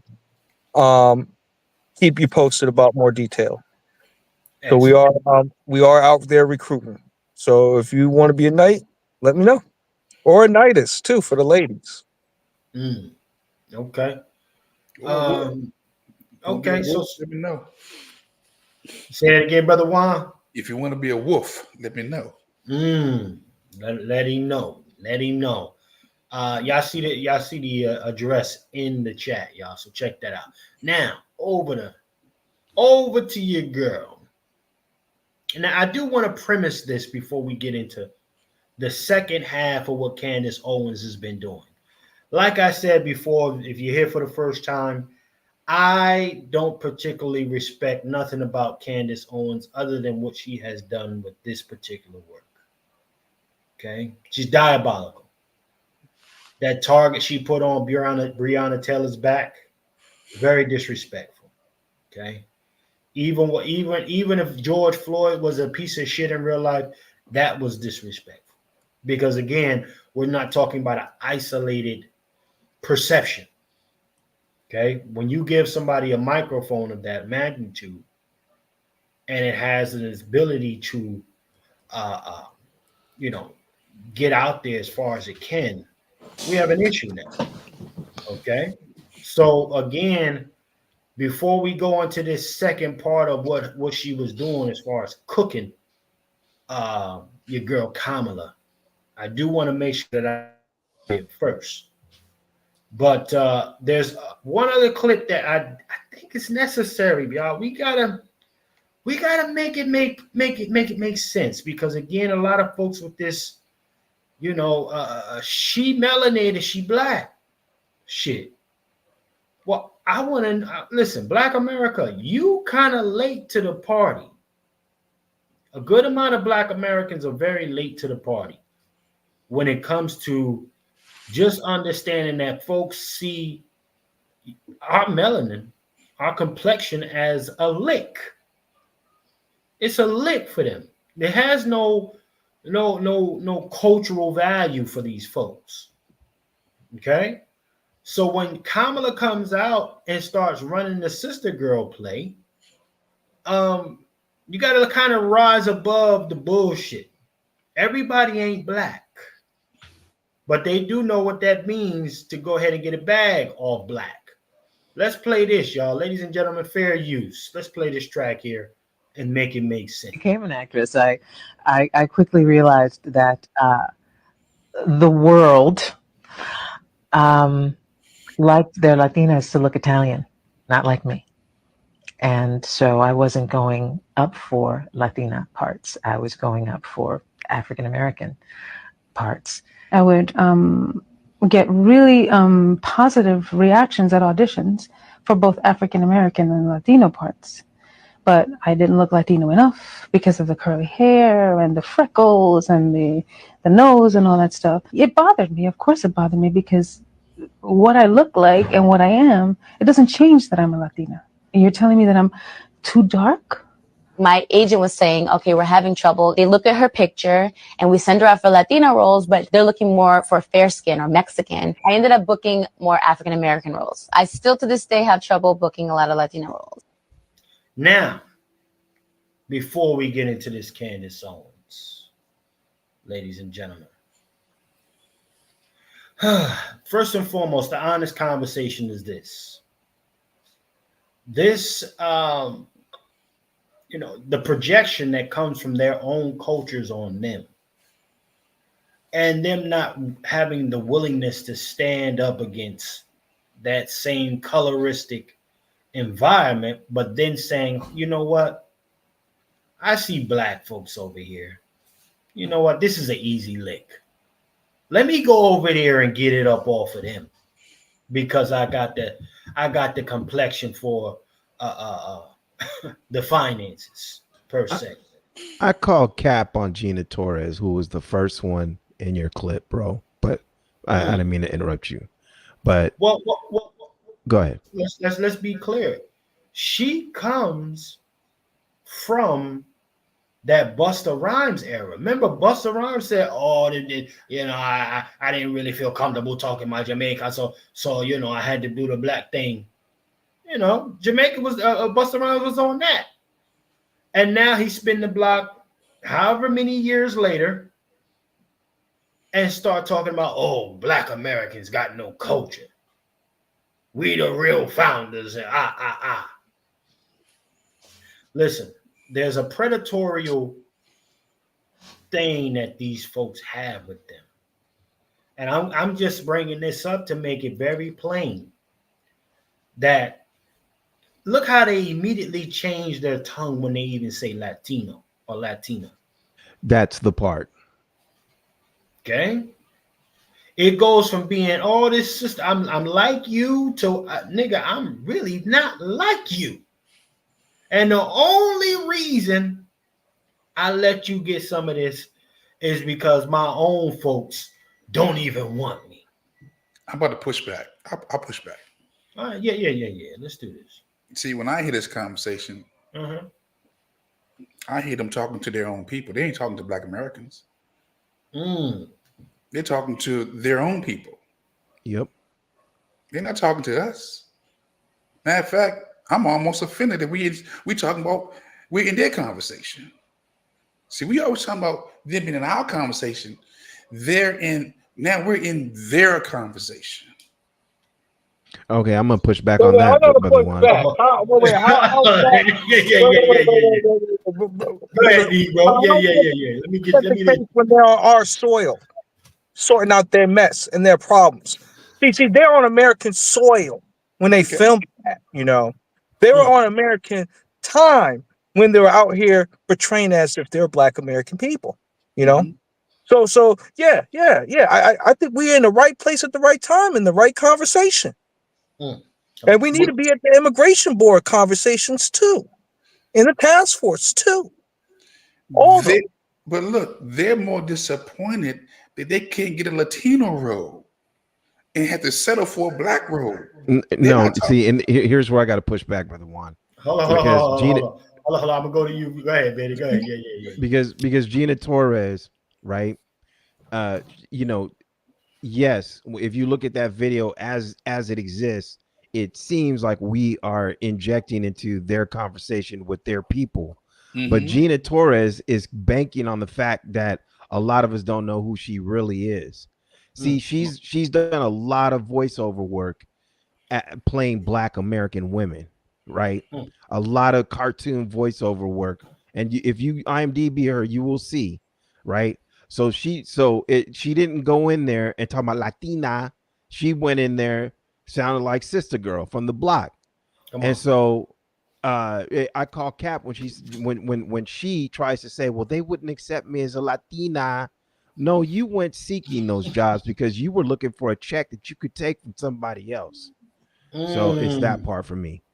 Come on, brother. Wait. I could actually agree with brother Vader on that. Remember I told you about the shorty that was braiding my hair? Well, I thought that was a black American and she was something else. Yo, exactly. Like they do that, and they know specifically that I was looking for a black American hair braider. It was not no shot, no disrespect, no shade, but I have a right to choose how I want to do my business and who I want to share my dollars to. And from a historical standpoint, people feel like they're entitled to our money. And that's the problem. That part. And I agree with every sentiment here, but their audience right now, it's like a bullhorn to the Latinos coming after them. that, don't get it twisted. We were trying to get roles to speak on behalf of Latinas, but they gave us black roles. So you all that's coming behind us, we're giving you a heads up that you're going to have to be cosplaying as Black Americans. Man. Man. Well, you know what? This is why I wanted to have a conversation, gentlemen. Let me hear from Brother Q though. Brother Q, man. I mean, talk to me on this, man. What's happening? Because again, I mean, listen, and you know what? I do understand the place that Brother Juan is coming from. It sounds like they're trying to berate the Latino film industry for not accepting them, trying to get a little lick in. However, even with trying to be, I guess, the stand-up woman for an Afro Latino in this case, right? It didn't stop her from becoming a predator. It didn't stop any one of these females from becoming predators in this moment to then say, you know what? Okay, I'm sure I'm even competing in a role against a Black American woman who should actually have this. But for whatever reason, they like me more. I have no real connection to it, but I'm going to go ahead and take it, even though I know that this person who's a Black American should actually have that role. And that's where I look at these females sideways and I have no sympathy for them. Predatorial, racial, and ethnic capitalists. Right. But go ahead, Brother Q. What say you about this situation here, sir? I'm just lining this Kamala Harris thing up because, again, in this case, let's make it plain. How is this not what Kamala Harris is doing now? Kamala Harris went from collard green, gumbo, Chuck Taylors, to an Afro-Latino one day. Oh, I saw it. Thank you. She said she was an Afro-Latino 2 weeks ago. So I'm just saying, family, we got to keep this in mind. Go ahead, Brother Q. You got the floor, sir. Well, when you're dealing with actors, and then you're dealing with what I hate the most is identity politics. And when you're dealing with identity politics, identity is everything. And this is why what Candice Owens has done by critiquing this book is landing so well on people, because we need to be honest. Identity politics has been a crutch for Black Americans. We think that it's been helping us, but the reality is that it hasn't given us any tangibles, because identity politics plays on emotion. It doesn't play on policies, and it doesn't play on, like I said, tangibles. In the case of Gina Torres, you know, one of the things with actors is I think a lot of people think that there's a lot of roles out there, a lot of scripts. I mean, a lot of these roles, they do have identity, like the brother Vader said. They are in the script. This role is specifically designed for a person. So I think that, and I always try to divert back to the great Paul Mooney. Everybody wants to be a nigga until it's time to be a nigga. Come on. And there you go. Once you realize that it may seem like it's perks to say that you're cosplaying as a Black American, once you realize the reality that all of us has faced, all of us has been through since we've been here generationally, then it's no more, the gig is up. Then nobody want to be a Black American anymore. You know, the thing is that those of us that know, we need to take control of what's ours, like the alienation. We need to understand how serious it is and why it's important. Let me tell you something. Chef said, you already know where we from. Yeah. We love the Caribbean people. But guess what? I'm going to tell you, I have a good friend that's Haitian. This is my guy. And I love his culture because he loves his culture. There I you love my culture because I love my culture. You just And it's stepping no their neck. difference. His is not better than mine, and mine is not better than his in our eyes. And the problem comes in is that I don't have to put up my culture by putting your culture down. Come on. I don't have to do that. It's not necessary to do that. Definitely when you're dealing with anybody in the diaspora, because ain't nobody in the diaspora should be running around here taking no victory laps by their attachment to whiteness. Let him cook. Because at any given moment, the rug is going to be pulled from up under you if they choose to. But, you know, I know you're going to get more into Kamala Harris. I got a lot to say about what Candice Owens did, so I'm going to wait till that portion of the program gets to. Yes, indeed. Nah, listen. This is salute to our brother Dr. Shaw for checking back in, man. This is exactly what Dr. Shaw was waiting for anyway. But, can I push back on that? I'm gonna let shout out to Brother D, bro. Shout out to D. That's my nigga right there, man. But I want to say this. That's where I agree with Brother Q. Now, some folks go, "Oh, nigga, you a Pan-African? No, I'm not. I am not. I'm Black American. Period. However, I can respect the motherfucker that values their own culture and stand on their culture and not try to do anything to block or prevent the progression of mine on this soil. Okay? You can do what you want to do. You feel me? But again, you know, I come from a particular place. Listen, I got colleagues, friends, all types of backgrounds. All types of backgrounds. I'm not going to sit here and say I got a whole bunch of niggas around me. No. Okay? No. But I will say this. If they not getting away of the progression or preventing my people from getting what they need, I got no problem with it. And, you know, that's where it is. But when I had just like you, Q, I had some Jamaican friends back in the day. And these niggas rose up and said, yo, you American niggas got no culture. Why you in America saying that to an American? And then tell me how tropical your island is. Then take your tropical ass back home then, nigga. That's where I come from with it. Fix it's that so shit. tropical. The red snapper is so popping. Here in America looking at me. Get your silly ass from around me. And the whole time they was eating ocean perch, telling people it was red snap. Talking about his red, right? Eating perch and porgies. Get your stupid ass out of here. So this is the shit that I'm talking about, but that's the diabolical part of it. You know, don't shit on mine so you can up yours up while you in my country. You're not even in yours. That shit just the dumbest shit. Like even seeing a Nigerian parade, a Puerto Rican Day parade, a fucking anything parade in the United States of America is the dumbest shit I ever seen in my life. You got on here on a goddamn, you went over here on a damn banana boat. You got here on a banana boat or a canoe and thought it was fly to then have parades in the street with your flags. Celebrating independence.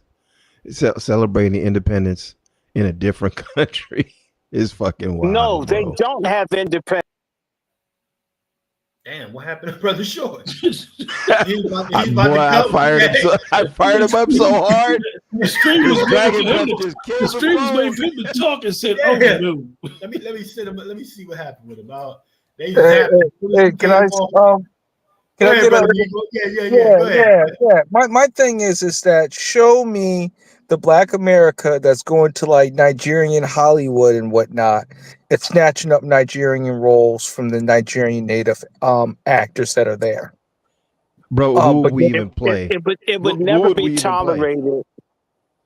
Yes, it would never be tolerated. It would never be tolerated. But you see, let me just say, there's something else going on here. And what's going on here is our fault. However, in Africa and certain things, and then the Caribbean and Latin American, certain things, it's the same, but it's different. Let me give an example. If you go to another country, if you have an American product, they will prefer that to what they have at home typically. That's rice, that's tomatoes, you'd be amazed. They'd rather have it than it being locally made. There's a degree of contempt for what it is that they have that's local. I wish it weren't so. The problem is among Black Americans, we have contempt for who and what we are. Come on. We're the ones that make people feel like they're better because we go running after them. I have heard professors, bullshit, fucked up Pan-Africanist nigger professors tell us that we need to run after Africans and Caribbeans to find ourselves. Come on. Okay? And so they hear that too. They don't think of that as much until they get here and they keep hearing it, that we're better than they are. Then they'll get Black Americans to tell them that they are better than we are. Okay? They're hearing this from everybody, including those amongst our elite who hate our guts. And then if we don't like ourselves, we're ashamed of where we come from. And shame, the same way Candice Owens is hunted down and went and did research on St. Anne's province, or St. Anne's parish, and looked into Spanish Town and Brown Town. And you're speaking to a person that wrote an article, an editorial, denouncing Kamala Harris around this identity bullshit 4 years ago this August. And I had people ignore it. And then the article went viral in July of this year. 4 years later, to show you how fucking lazy and stupid Black people are. We get all kinds of people who are trying to inform and impart. And we've got a pig-headed, data-adverse culture that doesn't like information amongst us. By the way, other people hate us and hate us for it because nobody respects the full. We have a full-ass culture. We have a culture where Flav and Busta Rhymes, who's not even a Black American, can come in and they're more important than Dr. Claude Anderson. He dropped again. You can't convince me that these algorithms do that when we're cooking the hardest. You know, you can't sell me otherwise. You know what? Damn. Yeah. Look at it. Brother Short, they dumped you again, fam. Yeah, I'm sorry. Look. They on you. As I said at the beginning, the FBI is bothering me. Okay. And I will explain to you what I was doing when you did not see me. Forgive me for leaving the topic. I was talking to Mrs. Kelly, and I mentioned to her this FBI foolishness. And I mentioned to her that they're upset about international television shows I used to do.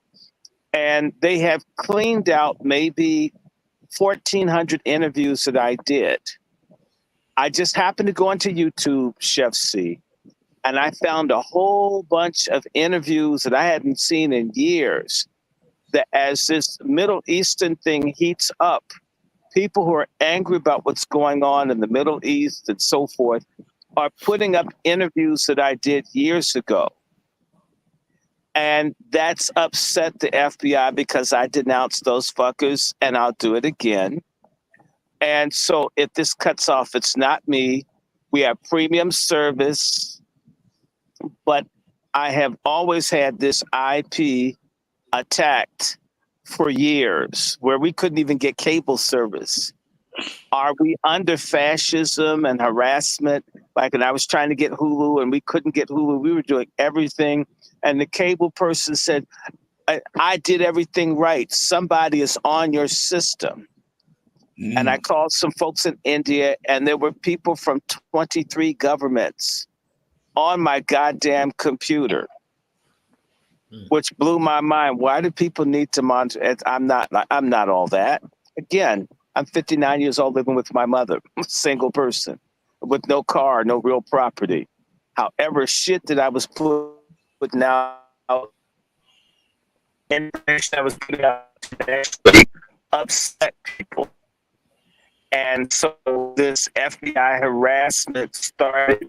And I think within the past few days, a bunch of folks have been releasing old videos that I did years ago, and it's back up on YouTube, even though the U.S. government seized those videos a few years ago. I guess other people make copies. Please forgive me. My crime is I spoke out against the oppression of Black Americans in the United States in an international way, much like Paul Robeson, William Patterson, Malcolm X, and others, and of course, Brother Larry Pinckney. So I apologize because it is not me doing anything. So if you want to know what I'm upset about, you can go to YouTube and turn it off and put in Randy Short and Press TV, and you'll see some interviews where I was criticizing the European Union arming Israel, warning people about these great wars that we would have. People kept putting this stupid shit and possibly World War III. I was saying this 12 years ago. So I'm sorry. Now let's get back to this thing. These foreigners and other people count on us to not like ourselves. As long as Black Americans hate their own guts more than they hate white supremacy or being exterminated, we're dead meat. We're just roadkill for someone to fuck over. It's our fault. It's our fault. And I'm saying, I know this like the university, and you couldn't get other Black, I'll give you an example. I remember being at Oxford University in their Mandela Rhodes house, where they have all their archives. I ran into, there was another Black American from, there were two of us that were Black, three of us from America that were Black in the reading room. One person made certain that they never speak. Everybody there knowing we're Black America, what if we speak to each other? Fuck light-skinned nigger who didn't want to be associated with me. I wasn't bothered. Didn't want to be identified with me, even though everybody there had to check us in, knew we were from America. He's busy being ugly to me because we're both from the United States. There was another Black American we spoke. It was cool. Hi, how you doing? Name Randy. Good. We do this. Put him at a predominantly white university. Now the Black Americans.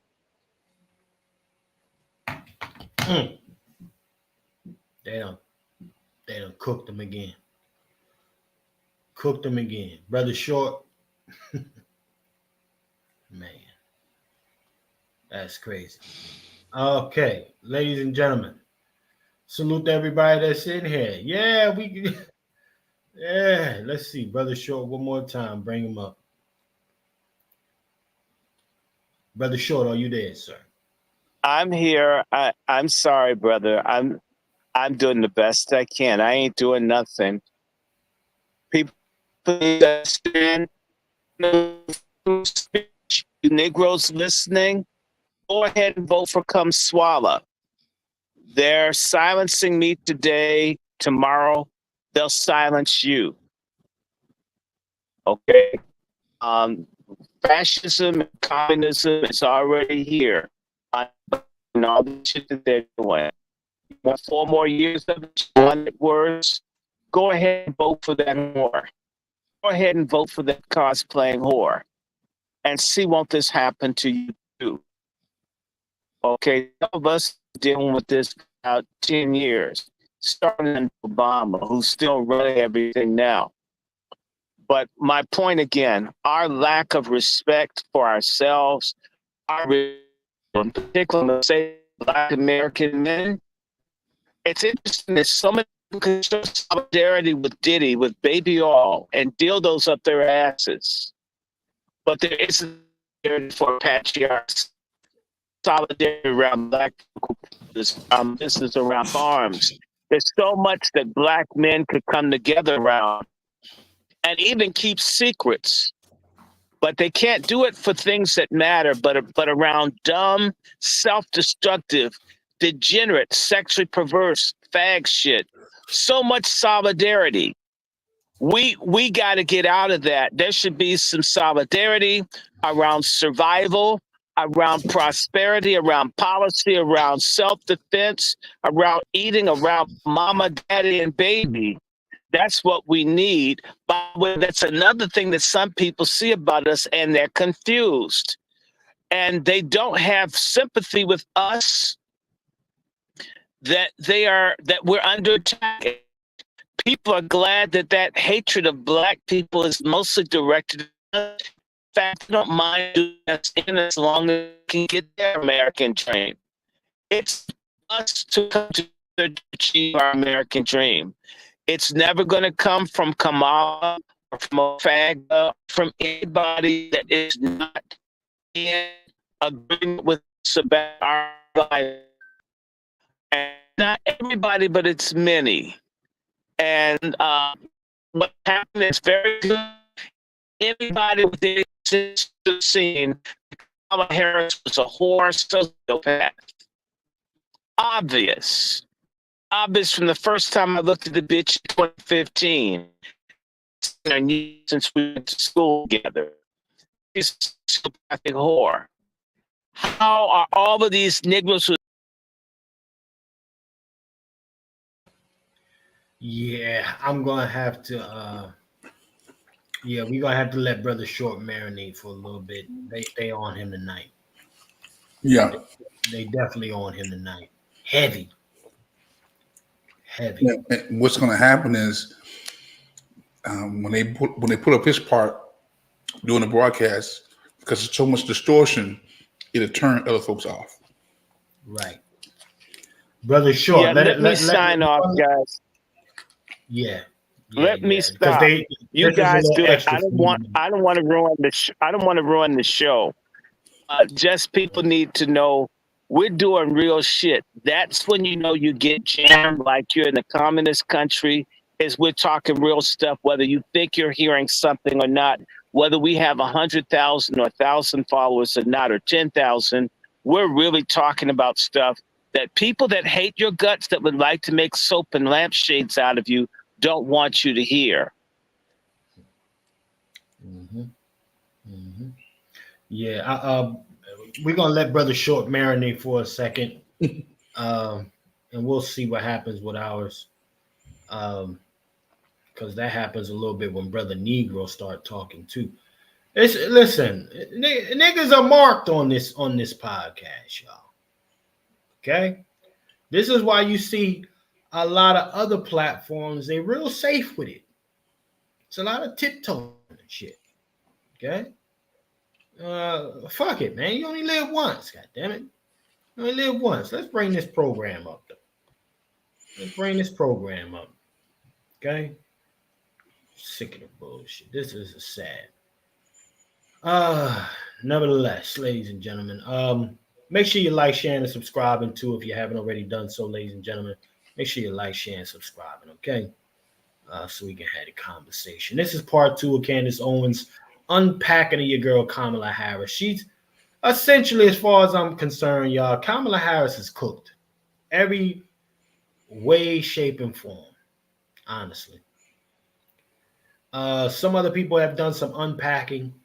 I'm not going to say nobody's names unless I deem necessary. But I don't feel like saying names.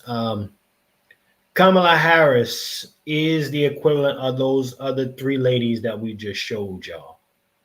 Okay? When it comes to maximizing the black.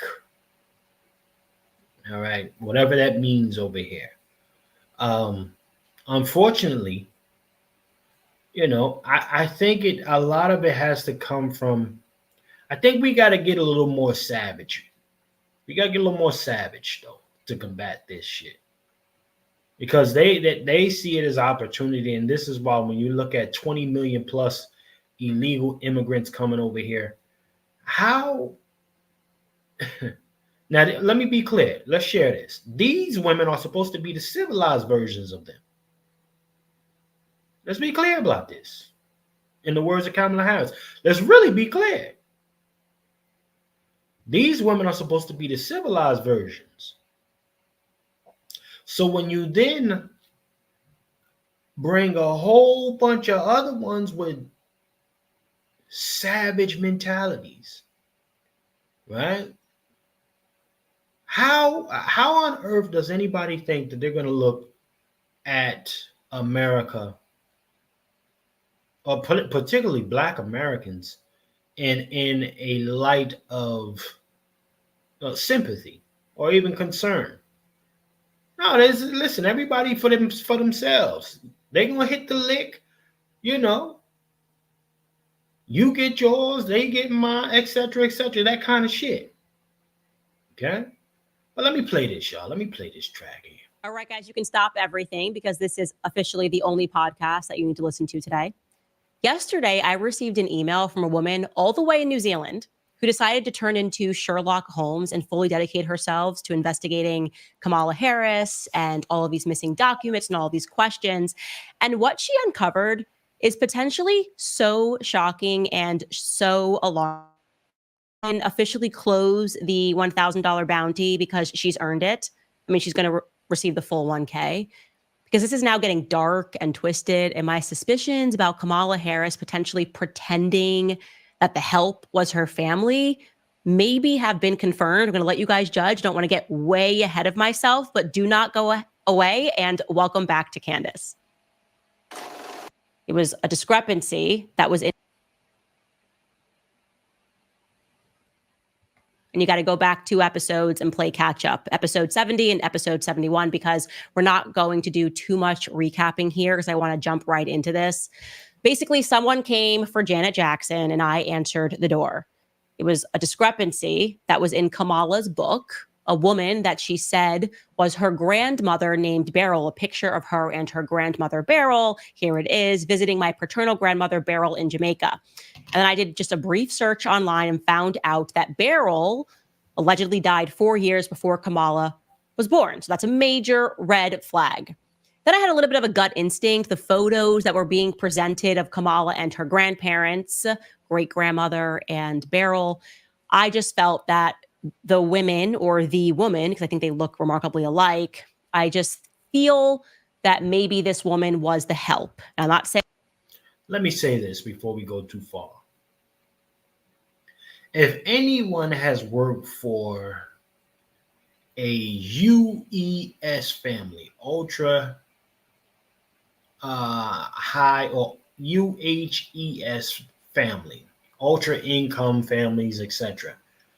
These are the elites. They're like 30 million and above type of families. But I bring that up to say that absolutely they have, even to this day, I just saw one yesterday, they have these helpers who essentially raise the kids. Okay? And I have seen, even sometime, these families, particularly the mother, she would get really jealous if the help got too close to the child. She would get very jealous. If you was a little too comforting to the child, I would see their little, no, you just a helper. Get away from my kid type of thing. So when we're talking about Kamala in this case, where it is alleged that her entire, that father's side particularly, they own slaves and everything, right? The help was raising Kamala, little old Kamala. It can't be too far-fetched. I wouldn't say it's that far-fetched. A lot of folks think that, see, this is the problem where a lot of folks, particularly folks that live on a flat black mentality. They think that that blacks could never have a superiority complex, that they could never look at another darker skinned person as beneath them. Okay. However, a lot of these folks, good amount of them, right, absolutely look at certain parts of the population as beneath. I mean, even the white boy. Shout out to Hickabus in the chat. Hickabus, you know what I'm talking about. Some of the uppity whites look at the hillbilly whites like they trash. Okay? Yeah, they got no problem charging the hillbilly white boy to the game. Yeah. So when I look at stuff like this, I say to myself, listen, you know,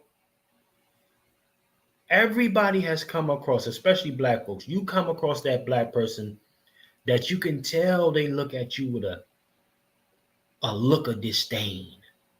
Oh, you trash mother. All right. I can't move in the same neighborhood with this type of cat. Yeah, these are the same folks. However, in this case, they own thousands of slaves. More than likely, a slave helped raise your girl Kamala Harris in this case. So, you know, we need to get past the flat black thing. That shit is diabolical. Yeah, I've never even heard of a flat white situation. Only shit like that happens here on our side, or a flat Hispanic. You know, I haven't heard of it. But let's play the rest of this. Saying that because she's black. I'm not racist against black people. I am black. I'm saying this because there's just a lack of emotion there. Like, I don't know. Hold on. Is Candice Owens black American, y'all? No, she's Caribbean. She's from my neck of the woods. Wait, she's from Stamford, Connecticut. She from you? She out there by you? yeah, bro. Do some digging on her. Yeah, she from out that way. You put that on her. With all that racial stuff that was going on, popping off, yes, it was in Stamford, Connecticut, and she used to, what's his name, Scott Esdale, quote unquote, to help with that situation. Oh yeah, you Google it. I thought she's from like St. Thomas or something like that. No, she's her bloodline's from there, but she lived out in Connecticut. Okay, so hold on. She one of them New England Caribbeans? Yes. These are the Caribbeans that I'll be talking about, that be talking crazy about reparations and a whole bunch of other things, scoffing their nose at Black American people, using our services, using our NAACPs to advance whatever they're doing. And this is how you get a Haitian Day Parade or Caribbean Day Parade, Puerto Rican Day Parade, you know, any type of day parade. Like they fought in every war or something. Yeah, that nonsense. Well, somebody, I mean, I was getting screamed down on the other day. Somebody was telling me Candice Owens is black American. Yeah. That's what I was getting told. But I said, you know, you look up her Wikipedia, you know, I mean, I don't want to go there all night tonight. Not tonight. That's a lot. But it does seem that she got some kind of black, somebody's tucked away that's black American in there. And then the other side is Caribbean. So, I mean, however people want to work that out, I'm not getting into that. But yeah, let's, you know, that's why I'm like, hold on. How can she claim black though? I'm just confused with that. But let's play the rest of this. Oh, if it's just my grandparents, but when they're with you, they're like super cuddly and cute. And this woman's just kind of very serious each time that she's being featured here. So anyways, what happened was we sourced Beryl's birth certificate. And then my instinct got a little bit stronger because her name was spelled differently in the birth certificate, right? So you see that it says Beryl spelled Beril, Magdalene And we know for a fact, by the way, so people that are submitting other birth certificates, this is definitively the correct birth certificate because it says Iris Finnegan. And we know based on Kamala and Kamala's father, Donald J. Harris, that Iris Finnegan is the mother of Beryl. And then we see that her name changes, the spelling of her name changes, rather, by the time that we looked at her marriage certificate. Suddenly you can see that the marriage certificate has her name being spelled with a Y. Now that to me signaled that maybe she definitely is the help, and I'll tell you why. So my grandfather, before he passed away, maybe like 10 years before he passed away, I got kind of obsessed with trying to find all of these documents pertaining to his life, because I realized like that's my ancestry. And I was having a ton of trouble mining his grandmother's information, because on each document, her name was spelled differently, as well as other people in the family. And I was like, Granddad, why is everyone's name spelled differently depending on the document? Like, this is very confusing. Why is it sometimes spelled Liza versus Eliza versus like Lizbeth? That was his grandmother's name. And he explained to me that they didn't know how to read and write. So you forget this. You forget that you had a world, the majority of people couldn't read and write, especially if you were not considered like a high class person. My grandfather grew up on a sharecropping farm. And so what that meant was, even if you had a name, if you couldn't read and write, you were going up to the register, whether it was for birth, whatever it was, and you were just telling somebody the name. You weren't saying like, hi, it's Candice, Candace. You're just saying Candice, and one person might spell it Candis, somebody might spell it Candice. If you do not know how to read and write, you don't recognize these discrepancies. So that actually, I thought, was a good thing in terms of like my idea that this woman could have potentially just been the help, maybe like on my scent. But I didn't want to be too. Hey, Brother Negro, she says sharecropping. Yeah. Well, the brother, I'm already looking it up. They saying that one side is one thing, one side's the other. Call it an anchor baby and let's keep it going. Shout out to the convinced. Obviously, you know, I lean into the conspiracy mindset because we've been lied to so many times. But like I said, we did find that marriage certificate between Beryl and Lawford Newland, which was in July of 1944. And I want to be clear, guys, we know for a fact this is the correct Beryl. So we're not confused here and looking for more documentation when it comes to the birth or the marriage, because the correct parents are listed. You can see Patrick Finnegan is listed. And so we know that Beryl's parents are Iris Finnegan and Patrick Finnegan. So that is the correct parent, the correct marriage certificate. But we had no idea who Lawford Newland was. We had no idea that Beryl had allegedly been married after she birthed Donald Harris. That would be Kamala Harris's father. Thought that was like quite strange. She would have been 6 years old in 1944. Donald Harris was born in 1938. So this means that she got married to this guy, Lawford Newland, and she had a 6-year-old. So I thought that was quite strange. I couldn't find anything on Lawford Newland. Hey, hold on real quick before we get too far. We got Richie Dope. I don't know if Richie, you a Caucasian or you a Black American? Richie Dope said, "Wait, what? Caribbean isn't black? I dated women from the Caribbean and they were black as fuck." Yeah, Richie, you got to be a white boy. That sounds like a white boy. You know, there's your lineage, right? And then we know that even amongst those of us in the lineage, there are blood traders. And this woman, I know that there's a video out there that I can Google and that anyone can Google, where she clearly states with her full chest, both titties, that she hates the Black community and she wants to destroy the Black community, and that she is not Black. She has said this with her in English. He says, I'm English. She says this shit in English with both her titties and a dick.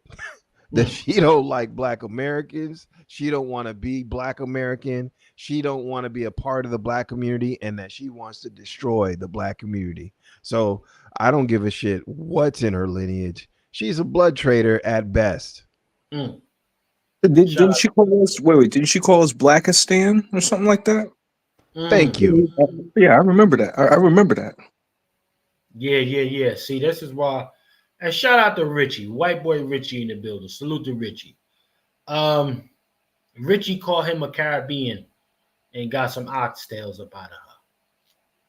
You know, Richie called him a Caribbean. He called him a Candice Owens and got the oxtail.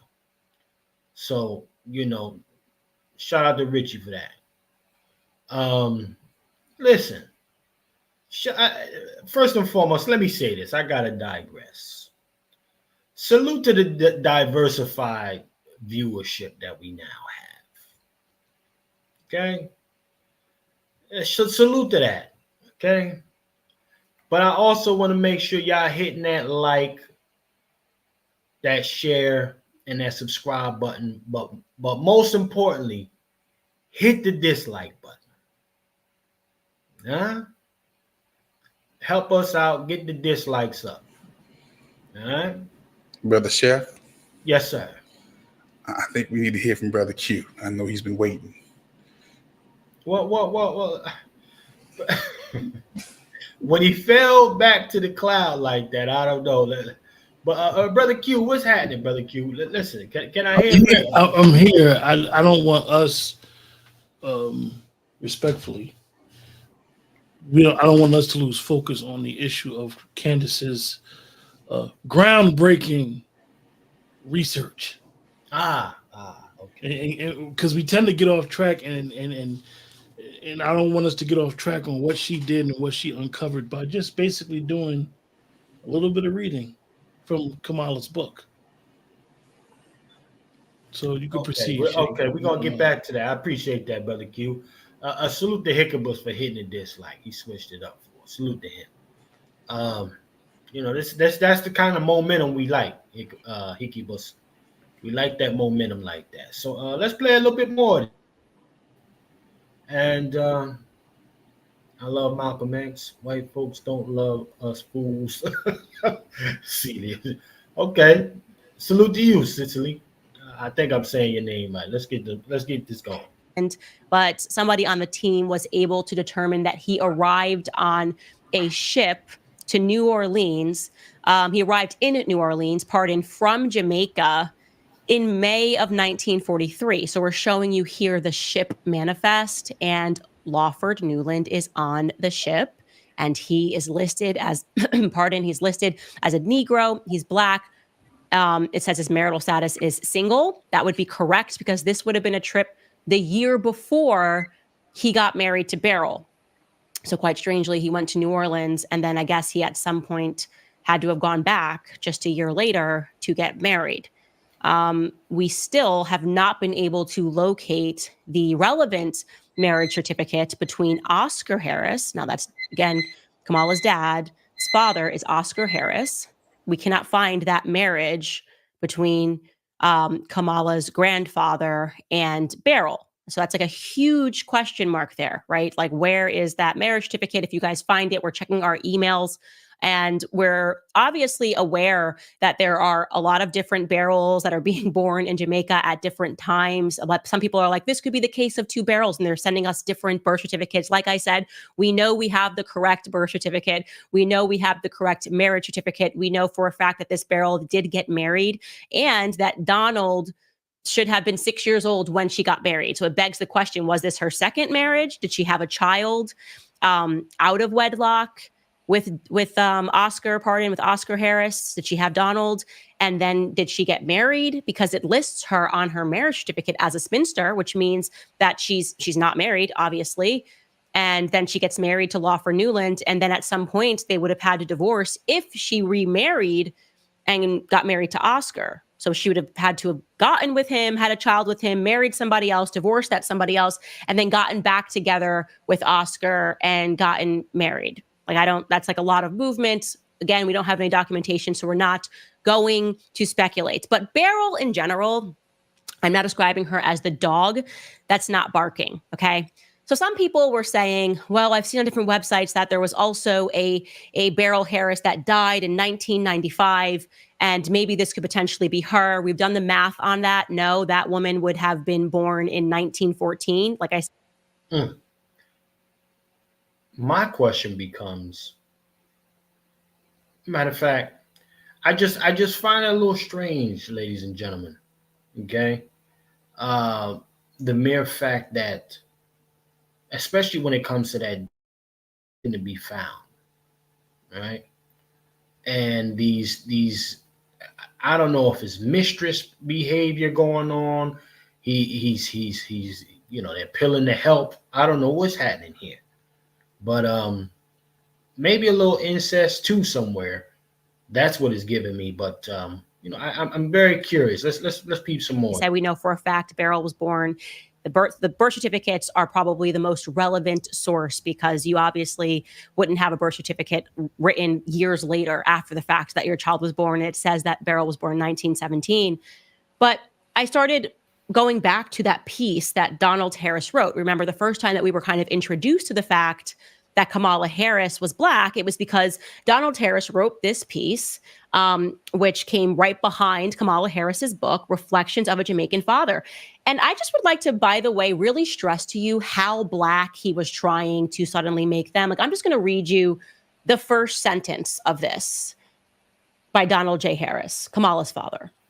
As a child growing up in Jamaica, I often heard it said by my parents and family friends, "Member where you come from." And then he goes on and he writes, my one big regret is that Kamala and her sister did not come to know very well the two most influential women in my life, Miss Chrissy and Miss Iris. Okay, so those are his grandparents, according to him. Those are both of his grandmothers, maternal and paternal. And then the whole piece is about his grandmother, his two grandmothers. And he wrote, both of my grandmothers had the strongest influence on my early upbringing. And then in parentheses, he writes, not to exclude, of course, the influence of my dear mother, Miss Beryl, and loving father, Mass Oscar. Like, I think it's supposed to be like Massa, like Mass Oscar. Very strange. Again, nobody that I know calls their mom Miss Beryl, calls their... See, this is why I said to y'all earlier, family, I think that even the Beryl, if they're alluding to it, right, was was the mom. And you know how cats do the fucking, this is your auntie right here. Although auntie was fucking. This is what it's giving me right here. Little family matters, quote unquote, going on. You gotta taste the help. Pause. Grandmother, Miss Iris, and calls their other grandmother, Miss Iris. There's something about that doesn't strike me as familial. But again, that's speculation. Doesn't matter. Maybe there is this strange family where everyone, like, they address their mom as Miss, and they address their grandmother as Miss, and they address their other grandmother as Miss. Like that, it really isn't up to us to make any conclusions. That's the first and last time that he mentions his mother, Miss Beryl. Okay, which signals to me that my theory about her having died young, you're saying you're raised by your grandparents, but your mother is around, but you don't talk about your mother or speak about your mother at all in this entire piece, signals to me that this is correct and your mother died early, okay? You're not mentioning her for a reason. So then this gets crazy. I get an email. Actually, I got two emails, but this one in particular made me sit up straight in bed. Like, I'm not kidding. I was like about to fall asleep and I just decided to check the email box and I sat up.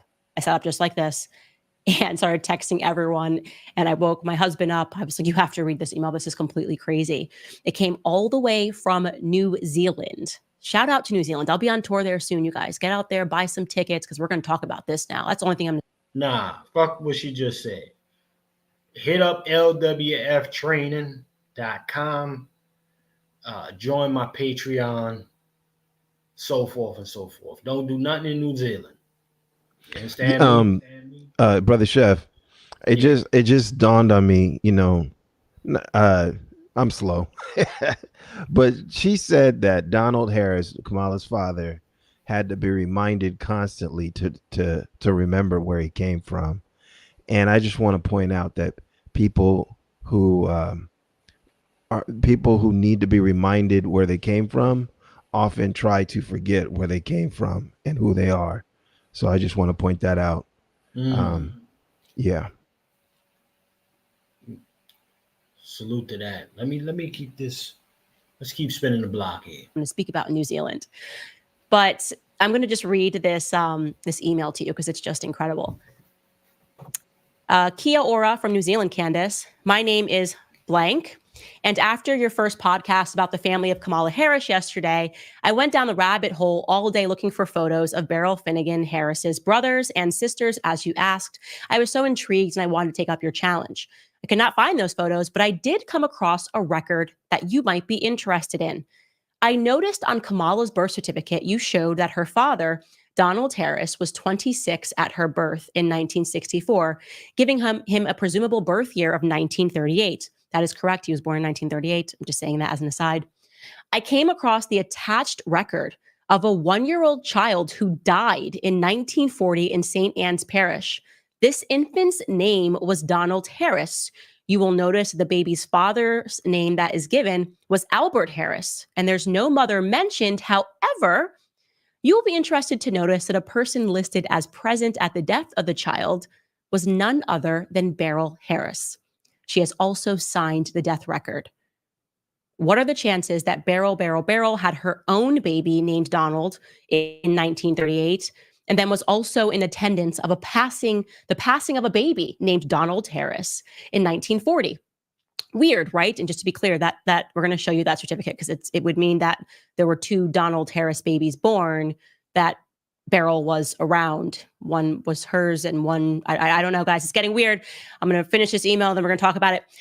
I have looked for the infant's father, Albert Harris, and cannot find a lot about him. Albert's father name was Abraham Harris. I believe it is possible he was married to a Violet Fearon on the 6th of March, 1935. No record of her passing, so why was she not at her child's death, but Beryl Harris was?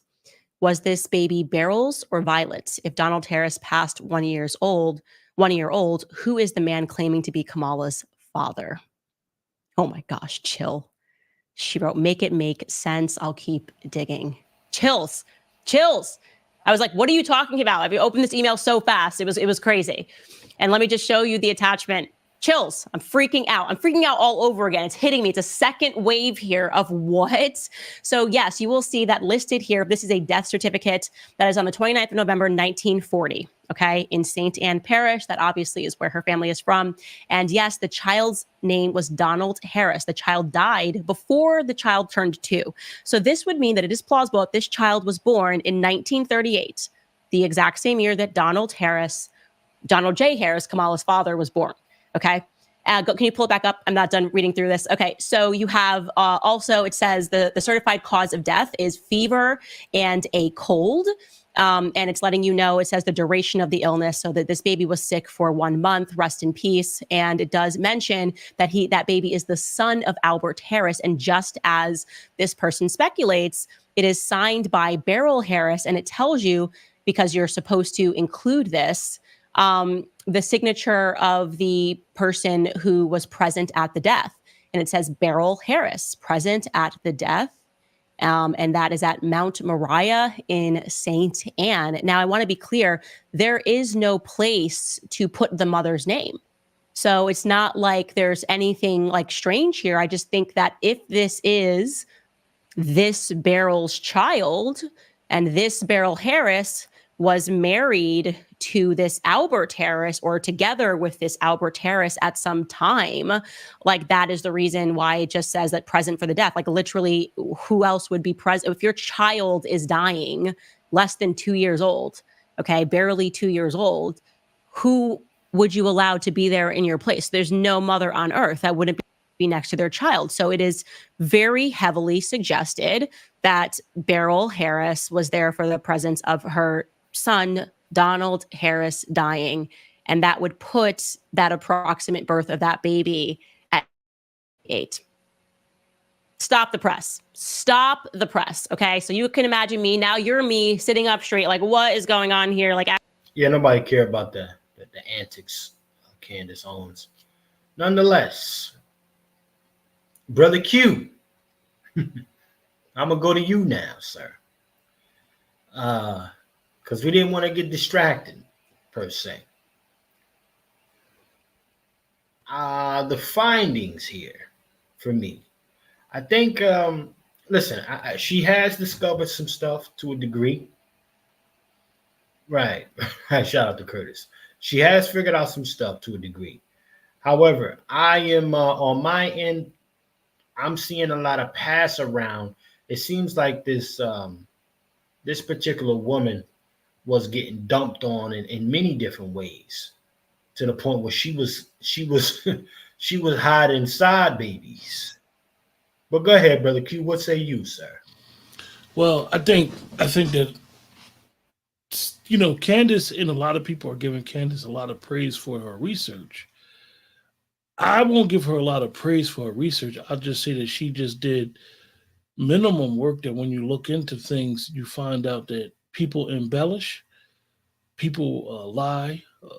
One of the things that you brought up was contextually, this woman may have been told, and I'm not giving Kamala no cap in what I'm about to say. She may have thought this woman was her grandmother, but in fact, she wasn't. However, when you look at the context of it, like Dr. Short said, that when he wrote his piece on her, people didn't take it as serious. And a lot of times the reason why we don't tend to take things as serious because it's not pertinent information to us right now. One of the things that I get from Candice and what she's been doing the last few weeks with her uncovering the mask or pulling the sheets off is this is what happens when you play identity politics. This would not be an issue if her color, definitely is not her lineage. All that wasn't being into play, and her whack candidacy, her whack candidacy would be talked about. Her policies and how she did things out in California, right, wrong, and indifferent. If that was in the forefront, we wouldn't even be having this discussion about Kamala Harris and who she is and where she came from. Brother Juan eloquently put before that, we're basically looking at the second coming of the Manchurian candidate. So when we start to uncover who she is, the rabbit hole ain't even been open yet. This is just the minor stuff, to be perfectly honest with you. But like I said, this is what happens when identity, it has its purpose. Trust me, I am not running, but it doesn't really have a purpose when it comes to politics. And this is going to continue going on. I'm quite sure that if things don't go in her favor on November, more people are going to uncover stuff, or more people are going to come out. I was surprised, and I don't want to take away from our discussion, FC. I'm surprised that a lot of her line sisters haven't spoken up for or against her. That always intrigued me, because you don't even got nobody caping talking about, oh, she was this and that when we was. You don't hear none of them stories. They're quiet. Everything's quiet. So that's all I wanted to discuss about that, and going for what the brothers are saying. Can I give a little pushback? You got Angela Rye. She was caping for her. No. We're not talking about somebody in her sorority. We're talking about the line sisters. When I mean line sisters, I mean people that pledged when you pledged. You don't hear them caping or saying anything. You don't hear them. And I'm not saying it's right or wrong, but it's interesting that we don't hear them. That's my issue. So this is a real live Manchurian candidate. I like that, Q. I like that a lot, sir. Yeah, we haven't heard any of the line sisters. None of the none of that shit. Nobody came through. I remember her win. I mean, you don't have nobody. Y'all know how they drum up somebody from the past. To the polls. 20 years later, talking about he was a good dude. We was class clowns and stuff like that. And come on, you don't hear that. Yeah, I mean, they went so far as to drum up the Central Park 5. Why couldn't you drum up some of her line sisters and bring them to the DNC to speak on her behalf? Did you even go to a HBCU is the real question. Like, did she ever attend the class physically? So it's yeah. That part right there makes something for a nigga like me. Where are them line sisters at? Quiet than a motherfucker. And I'm not listen, and Chef C, I'm not saying that they would be saying anything against her, but you don't even hear them saying anything for her. Well, here's my thing. Now that when you bring it up like that, where are her teachers, her mentors? This is somebody running for the highest office in the world. You would have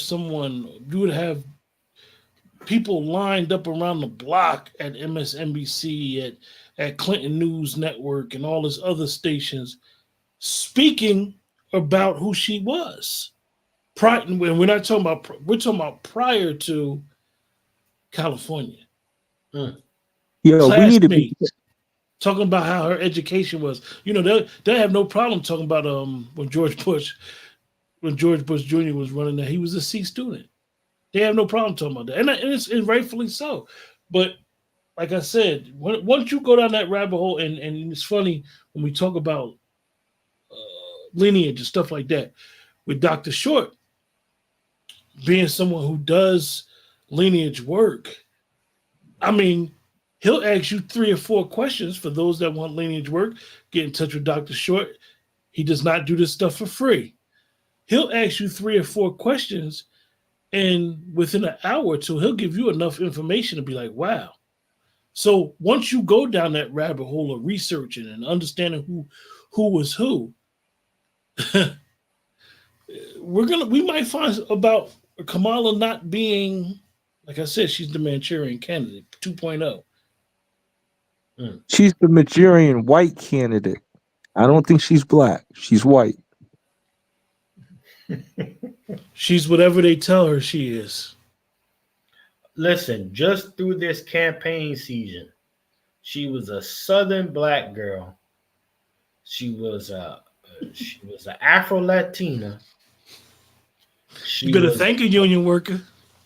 She was right, man. She is whatever they tell her to be. Thank you. I love you. Okay. Yeah. Y'all remember that? No, Chef C. Let me be clear. Let me be very clear. that I'm whatever is going to pay me at the time. Okay, I get you now. I'm very clear about that right now. I'm very clear. Okay, listen. You know what? Hold on. Let me play a little bit more of this, but I'm gonna have to remind some folks of Kamala Harris. Okay. Let me play a little bit more, Candice. Actually, what do I know about Kamala's father? Like, this could be a coincidence, I'm sure. Yeah, I guess you could have like a lot of barrels that are giving birth to Donalds in the year 1938 in St. Anne Parish. Of course, like you have to consider every possibility here, but also consider that this is crazy. This is absolutely crazy. Okay, so then I received a second email. Okay, very interesting here. And I'm just going to read the email. I'm just going to read the email and take you through this. What happens when I go through my info box and I tell you guys to message with deets. This email says, "Hi, Candice. See the death certificate below indicating that Beryl Christie was a domestic servant in 1936 when her infant daughter died."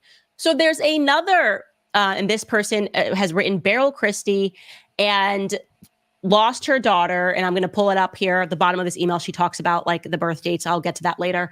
Do you guys have a close-up of this? Yeah. Okay. So you can see here, it is Beryl Christie. And this would mean not only did Beryl Christie lose a child in 1940, but prior to that, Beryl Christie lost a daughter in 1936. Okay. Again, all we have here is Beryl Christie. We know that this is potentially the right Beryl. Again, there could be another Beryl Christie going around. I don't want to completely close the door on that, but it is interesting. And I'll tell you why this struck me as incredibly interesting, because when we spoke about the death certificate yesterday, right? And we spoke about this young death of a woman, she's particularly died, Beryl Christie, of fibroids related to a hysterectomy. So if there is a Beryl Christie that had back-to-back, had lost children in some regard, you could imagine that she might have been injured internally. This is a long time ago. You would imagine that the procedures, obviously, are not what they are today. And it is plausible that that woman died young of fibroids from a hysterectomy related to the fact that she had 2 troubling births, whatever it is, carrying children didn't work out for her. I just thought okay, but the big part about that second one is that we now know for a fact that there was a Beryl Christie that was in fact a domestic servant. Can you pull that back up again? Because I want to point that out so people can see this. The last one, the close up of it, if we can, you can see that she is listed as a domestic servant. That girl is listed as the daughter of Beryl Christie. You can see that in that where it says rank, profession, or occupation, daughter of Beryl Christie, domestic servant. I don't know, guys. Let's pause right there. I'm gonna give y'all a little commercial, family, just to not a real commercial, but not a real commercial, but let's just be very clear about something. Kamala needs to be unburdened by what has been. Okay? And what has been is her pulling the wool over motherfuckers' heads. Being whatever they tell her to be, the pass around hoe one day. And now, ladies and gentlemen, she's Afro, Latina, Indian, Irish, Jamaican today. I love you back. Okay. I love you. I love you back. I love you back. Me don't like you, but me love you. I love you back. Ladies and gentlemen, come on. Let's be very clear about this. Let's be very clear. I love you back. Look at the mannerisms. Come on, man. I love you back. I love you. Hi, papi. I love you back. Come on, man. Come on, y'all. They done hit this chick. I know, love you. You too black. You too negro. Yo. Come on, man. They done hit this chick. She went from escort to empanada. That's crazy. She went from low down with Willie Brown. Let me stop, man. Let me stop. Listen, y'all. This is what it is. Okay? We're going to get ready to wrap this thing down, ladies and gentlemen. Let me play a little bit more of this right here. All right? Like I said, I'm trying to now, I'm putting in columns to sort through the various Beryl Christies that were born around this time. Like I said, you guys keep sending me stuff, but just to make sure you're filtering yourself. We know for a fact that Beryl Christie was born in 1917. We know for a fact that Beryl Christie got married in 1944 to Lawland Newford, or whatever his name is, Lawford Newland, pardon. And so we don't need a bunch of documents speculating that it could be a different birth, because her parents are listed, and Kamala and her father have confirmed that her parents are Iris and Patrick Finnegan. Okay. So we know those are the people that we are looking for. Oddly enough, though, because a lot of people have been pointing out the fact that in her birth certificate, even though we know that that's her mom, Iris, that's the mom's name, Iris Finnegan, it says Magdalene, and then suddenly it converts to Christie. Well, I just wanted to point out to you, because that was a question we were getting a lot, was why would she take on Christie? In Donald Harris's piece, he writes explicitly that Miss Iris, so that's Kamala's great-grandmother, that her husband was known as Mr. Christie. So I'll read you that paragraph. It says, Miss Iris, mother of 8 children, I can't find 8 children, by the way, was the sweetest and gentlest person one could meet, but underneath it was a tough farming woman who ran the cane farm at Thatch Walk, jointly owned with her husband, Mr. Christie. So the reason she may have put Christie or started using Christie as a middle name is because that would mean that her father was being called Mr. Christie. Again, we are getting that directly from Donald J. Harris. Shout out to the... I can't even call Donald J. Harris the tragic. He don't even fit a tragic mulatto narrative. Right? Like he don't even fit in that bag. He's some kind of... He's a jacked up mutt. Some kind of... Yeah. Go ahead, brother. Go ahead, man. So I'll say this. Yes, indeed. This is the first video of 3. So you're getting the first video she dropped. She's dropped 2 since. And from what I've seen, the whole family piece is made up. All of it. I'm talking about the grandma, Donald Harris, from what she was able to investigate. So I would encourage folks to look at the next 2 videos, because there's 3 now. There's 3. And just know that, again, this is a Manchurian Candidate 2.0. Okay. And for me, again, I can't in good conscience vote for somebody who for what I see right now, we're facing 2 wars approaching World War III. And you think I want Kamala Harris at the helm, knowing that she can't even handle a FEMA assignment on a hurricane? Are you serious? Salute to the 300 plus in here. No, so I won't, I mean, whether she's black or whatever she calls herself, I know she's a liar. And this is a grand lie. Because, again, one thing about becoming a public servant, you out in the public, if you're a judge, if you're a police officer, if you're elected official, you are a public servant. So nothing about you is secret. Everybody's trying to find something on you. Why? To discredit you. So when you decide to take these positions and run for these offices like she did, you just had to know that somebody was going to investigate your ass. Well, hold on, Brother Wolf. We got to be very clear about something. I love you back. And that's somebody who's been drinking right there. I know a drunk when I see one. I know a sipper when I see one. That's give her a taste. But Brother Juan, do you know somebody who's skied up when you see him? Because there's that. Yeah, then that too. Yes, not just speed up on that butt naked. Yeah, right. That lovely. I mean, but with that look she just gave, that is a look of somebody who's on some narcotics. That's that brown liquor too, baby. Right. That's that cognac. I'll say this. I think it was the white liquor, because the white liquor don't give you a smell. The brown liquor, it gives a smell. There's somebody that recently unlocked, and this might be another video for Brother Chef, but there's somebody that unlocked it, that cocaine that was found in the White House. That wasn't Hunter's. That was Kamala's. That was hers. Her staff part of it. I saw that too.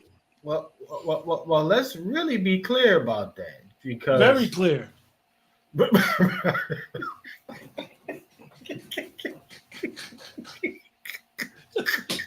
Watch this. Clear as a nose candy. Hey, Chef C.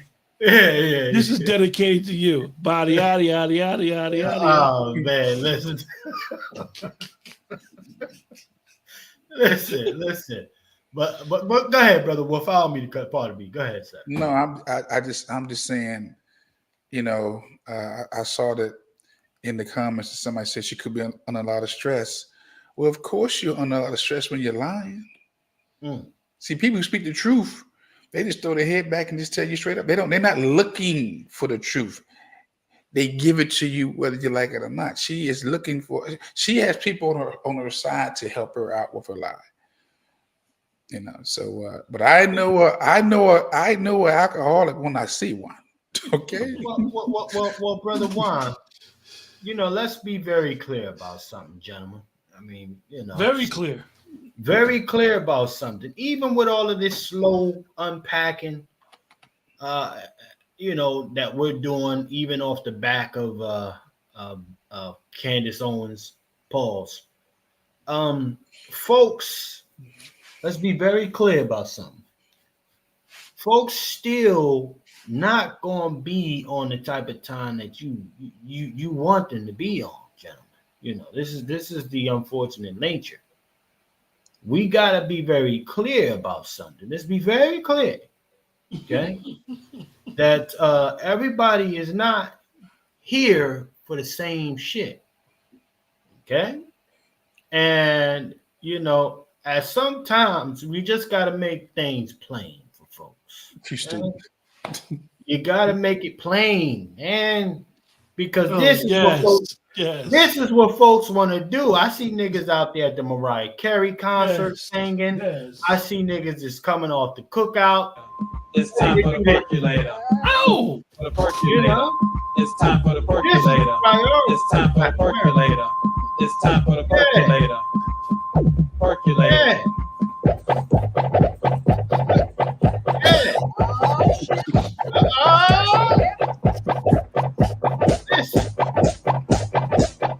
Be very clear. Hey, Chef C. It took me out the other day. One of the campaign people said that they're gonna try to, before the election, go on sports podcasts to try to get the black men vote. Man, listen.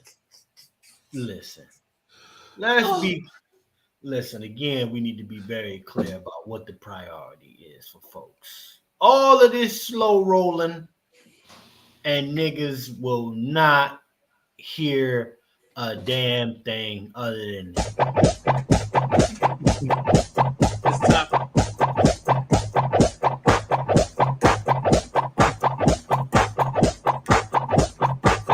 leg out, hip out. Look at the picture, y'all. Look.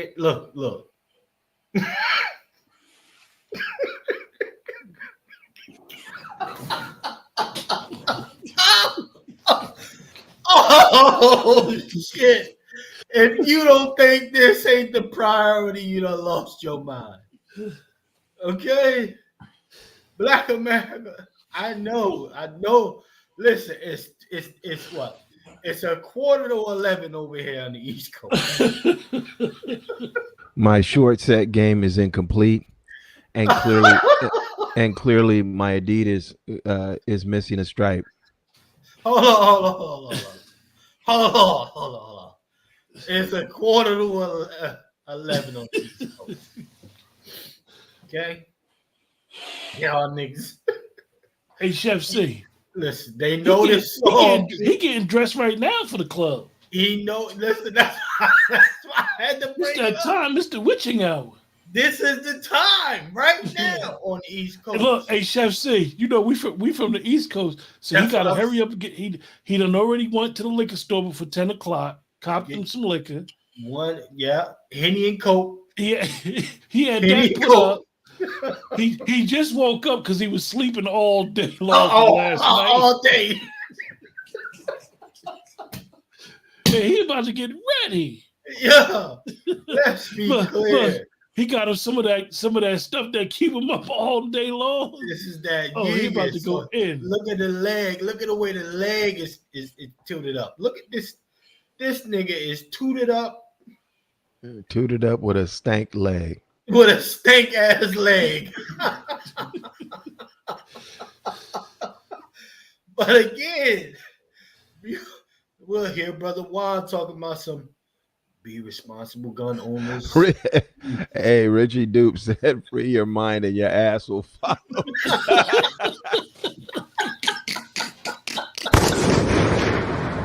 Gun. Hey, yo. Pause. Yeah. listen, listen. Y'all know, man. Right, with the skank leg. Exactly. But that's why I'm bringing up the time. Me and Brother Q, we know over here. It's East Coast. It's almost high, it's almost fly high time. It's that fly high hour. You understand me? Hey, Sister Star talking about he was there already. No, he wasn't. He couldn't go. It was too hot outside. He didn't want to sweat his thing out. No. So this is again, that's what I'm saying. The priority, we got to keep the main thing, ladies and gentlemen. Bussy open. Oh shit, he won in. That they call that the door knock.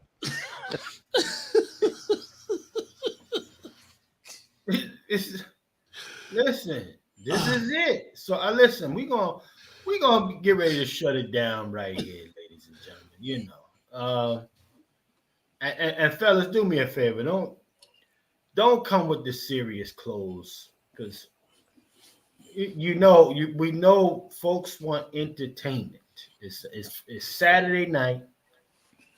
It's 10 minutes to 11. Say something funny. Say something. And if you're in here and you ain't support the program, that's a damn shame. Back it up a couple seconds, hit play. You're gonna see a dance called a door knock. He won in. Wow. Listen, I'm gonna need folks to support the program, man. Don't do us dirty like this. Oh man, look at this shit. Look. I'm gonna leave it right there. Bussied out. Do y'all see that? Do you see the extension? Y'all not gonna tell me that's a heterosexual dude. I just want him. Hey, listen, if that's the type he on, he need to just make it plain. You understand? Do what you do. The only time a heterosexual man is in that position is when he's stretching out of bed. Yeah, okay. Elevator said it's 9:50 on her time. I think she on Central Time over there. Yeah. See, See, everybody know the time. No matter where you at, you know at that certain time, it's time to start getting suited and booted, man. He about to knock on that door is what he about to do. Because guess what, Vader? If I don't make it out this house in the next 15, 20 minutes, I ain't coming, bro. I ain't coming. I got to hurry up. I'm not coming, man. No. I got to hurry up. I'm not going out tonight. No, fuck that. And they just closed the chicken shack too. Hey, don't put the Hecubus. Don't put that nigga on Cali. That nigga's from someplace else. Yeah. So, unfortunately, that can only be Chicago and the East Coast. Well, I will say this. Just to be very clear with everyone, Candice Owens is up to, I believe, number 8 on her platform, y'all, of unpacking Kamala Harris. We're just slow rolling it our way, okay? Because cats really, we don't make money off of this, so bills have to really get paid. Open when we pop open. Pause, to be very clear. Pause. However, so if y'all want to go to Candice Owens' platform, of course you can go there, get the whole thing. If you impatient niggas, we get that. We understand that. However, we slow rolling it. When we have time, we'll probably do part 3 of this thing. So we definitely want to thank everybody for tapping in. Let me go through the brothers. Brother Negro, man, let them know what you got shaking, what they got coming down the pipeline, man. See if Brother Negro's in there. He might have got zapped. Okay, Brother Negro got zapped. Yeah. Okay. Let me go to my brother Vader. Brother Vader, let them know what's shaking with the app, sir. What's coming down the pipeline, what we can look forward to, sir. Like I said, extra things that'll be in the database upon release. Also, I'll be reaching back to all of you who have donated. All of you will be lifetime members of any premium services, so you won't be paying for shit on the app as long as it exists. And So some of those expanded things that we're putting on the map are veteran services, food banks, local Black-owned farms, and then also demographic data to accompany a lot of the Sundown database data, which it already has like a live Sundown database for all of you truckers out there. Anybody that wants to know where not to stop, not to stop for gas, not to stop for food, not to lay your head, or if you see things that aren't on the map, you can indicate and drop a pin that you've seen some funny shit happen, or that you've seen a sundown sign, anything. This is to let everyone know, this is a digital green book. This is a green book 2.0. And so it's something that we need to recycle our Black dollars, practice group economics, and take this serious, because it is serious. It's for us to get socially organized. Thank you. No doubt, Brother Vader. Salute to our Brother Vader from the Base app, man. Salute to him. Definitely, y'all continue to support Brother Vader. He's doing something phenomenal here. Our next broadcast, we'll give a little time for him to show some updates on the program if he would like, so you can get a better understanding of what he has created over there. So salute to our Brother Vader. Also, let me go to my Brother Q real quick. Brother Q, let's talk to, man. Let them know what's coming down the pipeline, if anything, and how they can get a hold of you. Well, for the brother asking us about the super chat, none of our pages are monetized, maybe because of the way we talk. But however, all of our Cash Apps in our Cash App handles is in our description on our title. Mine is ltalk@5600.com. But I got something very interesting that might pop off, man. I'm gonna just say that if it happens, hopefully Thursday, I'll have more information Thursday, and it's going. It will take what I'm doing into not a different realm, but it'll be as I say, boots on the ground type of thing, and having these discussions. We need to be able to always have. We need to be able to build, and we need to be able to push each other to each other's platforms. And like I said earlier about Brother Vader's, what he's doing, we are in the midst of being part of something very monumental. So we always don't want to be caught with a dollar, as they say, a day late and a dollar short. You're here at the birth of what he's trying to do. So if you want to be a part of what he's trying to do, or just sponsor what he's trying to do, like I can't say enough that what he's trying to do, I believe that my grandsons will benefit from it. So, let's get on it. And with that, I don't know when the next time I'm gonna go live or do a broadcast. Yeah, hopefully it'll be tomorrow, but we'll see. Okay, salute to our Brother Q, man. Definitely be on the lookout. And if y'all not subscribed to my Brother Q, man, go over there. Q, let's talk too. All right, definitely on YouTube. You can find him there. Let's talk to Brother Q. I absolutely need to go and subscribe. Just now putting together today that Brother Q is Let's Talk. So I'm gonna, you got a new subscriber right here. Appreciate that.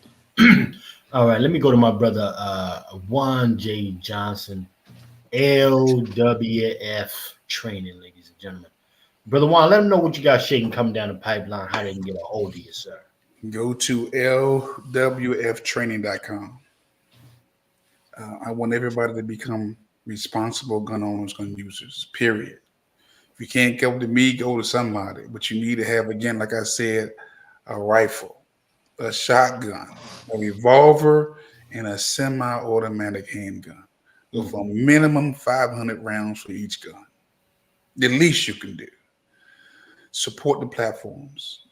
When we're on like this, step away and go to our pages and just subscribe, man. Come on right back. We need you to like the video or dislike the video. We like dislikes over here. Dislikes are good. Very well. You shouldn't be on this program and not liking or disliking because it's free. Doesn't cost you nothing to dislike it. Matter of fact, I want everybody to just dislike the video. We had 200 in here. Need about 100 dislikes.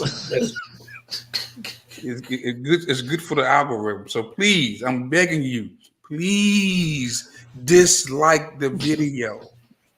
Fact. Okay. Get the dislikes up. And again, like I always say, I need you to know that if you're out here in these stadiums and you're a soft target, stay out these stadiums, stay out these theaters where there's a lot of people.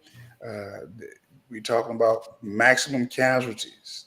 So if you don't have to be hanging out with a whole lot of people, don't do it. It's just that serious. We got a whole group of folks who are in this country who are ready to strike, and you out here cheering on your football games, your basketball games, your football games, and next you know something goes off, and then you gonna hear my words. You know the wolf did say, "Stay away from them stadiums."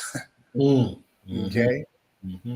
And so we're in some very dangerous, serious times, and again, so just thank you guys for hanging out with us. Enjoyed you, and I'm looking forward to talking to you guys again. Salute. Salute to the brother Juan J. Johnson for checking in, ladies and gentlemen.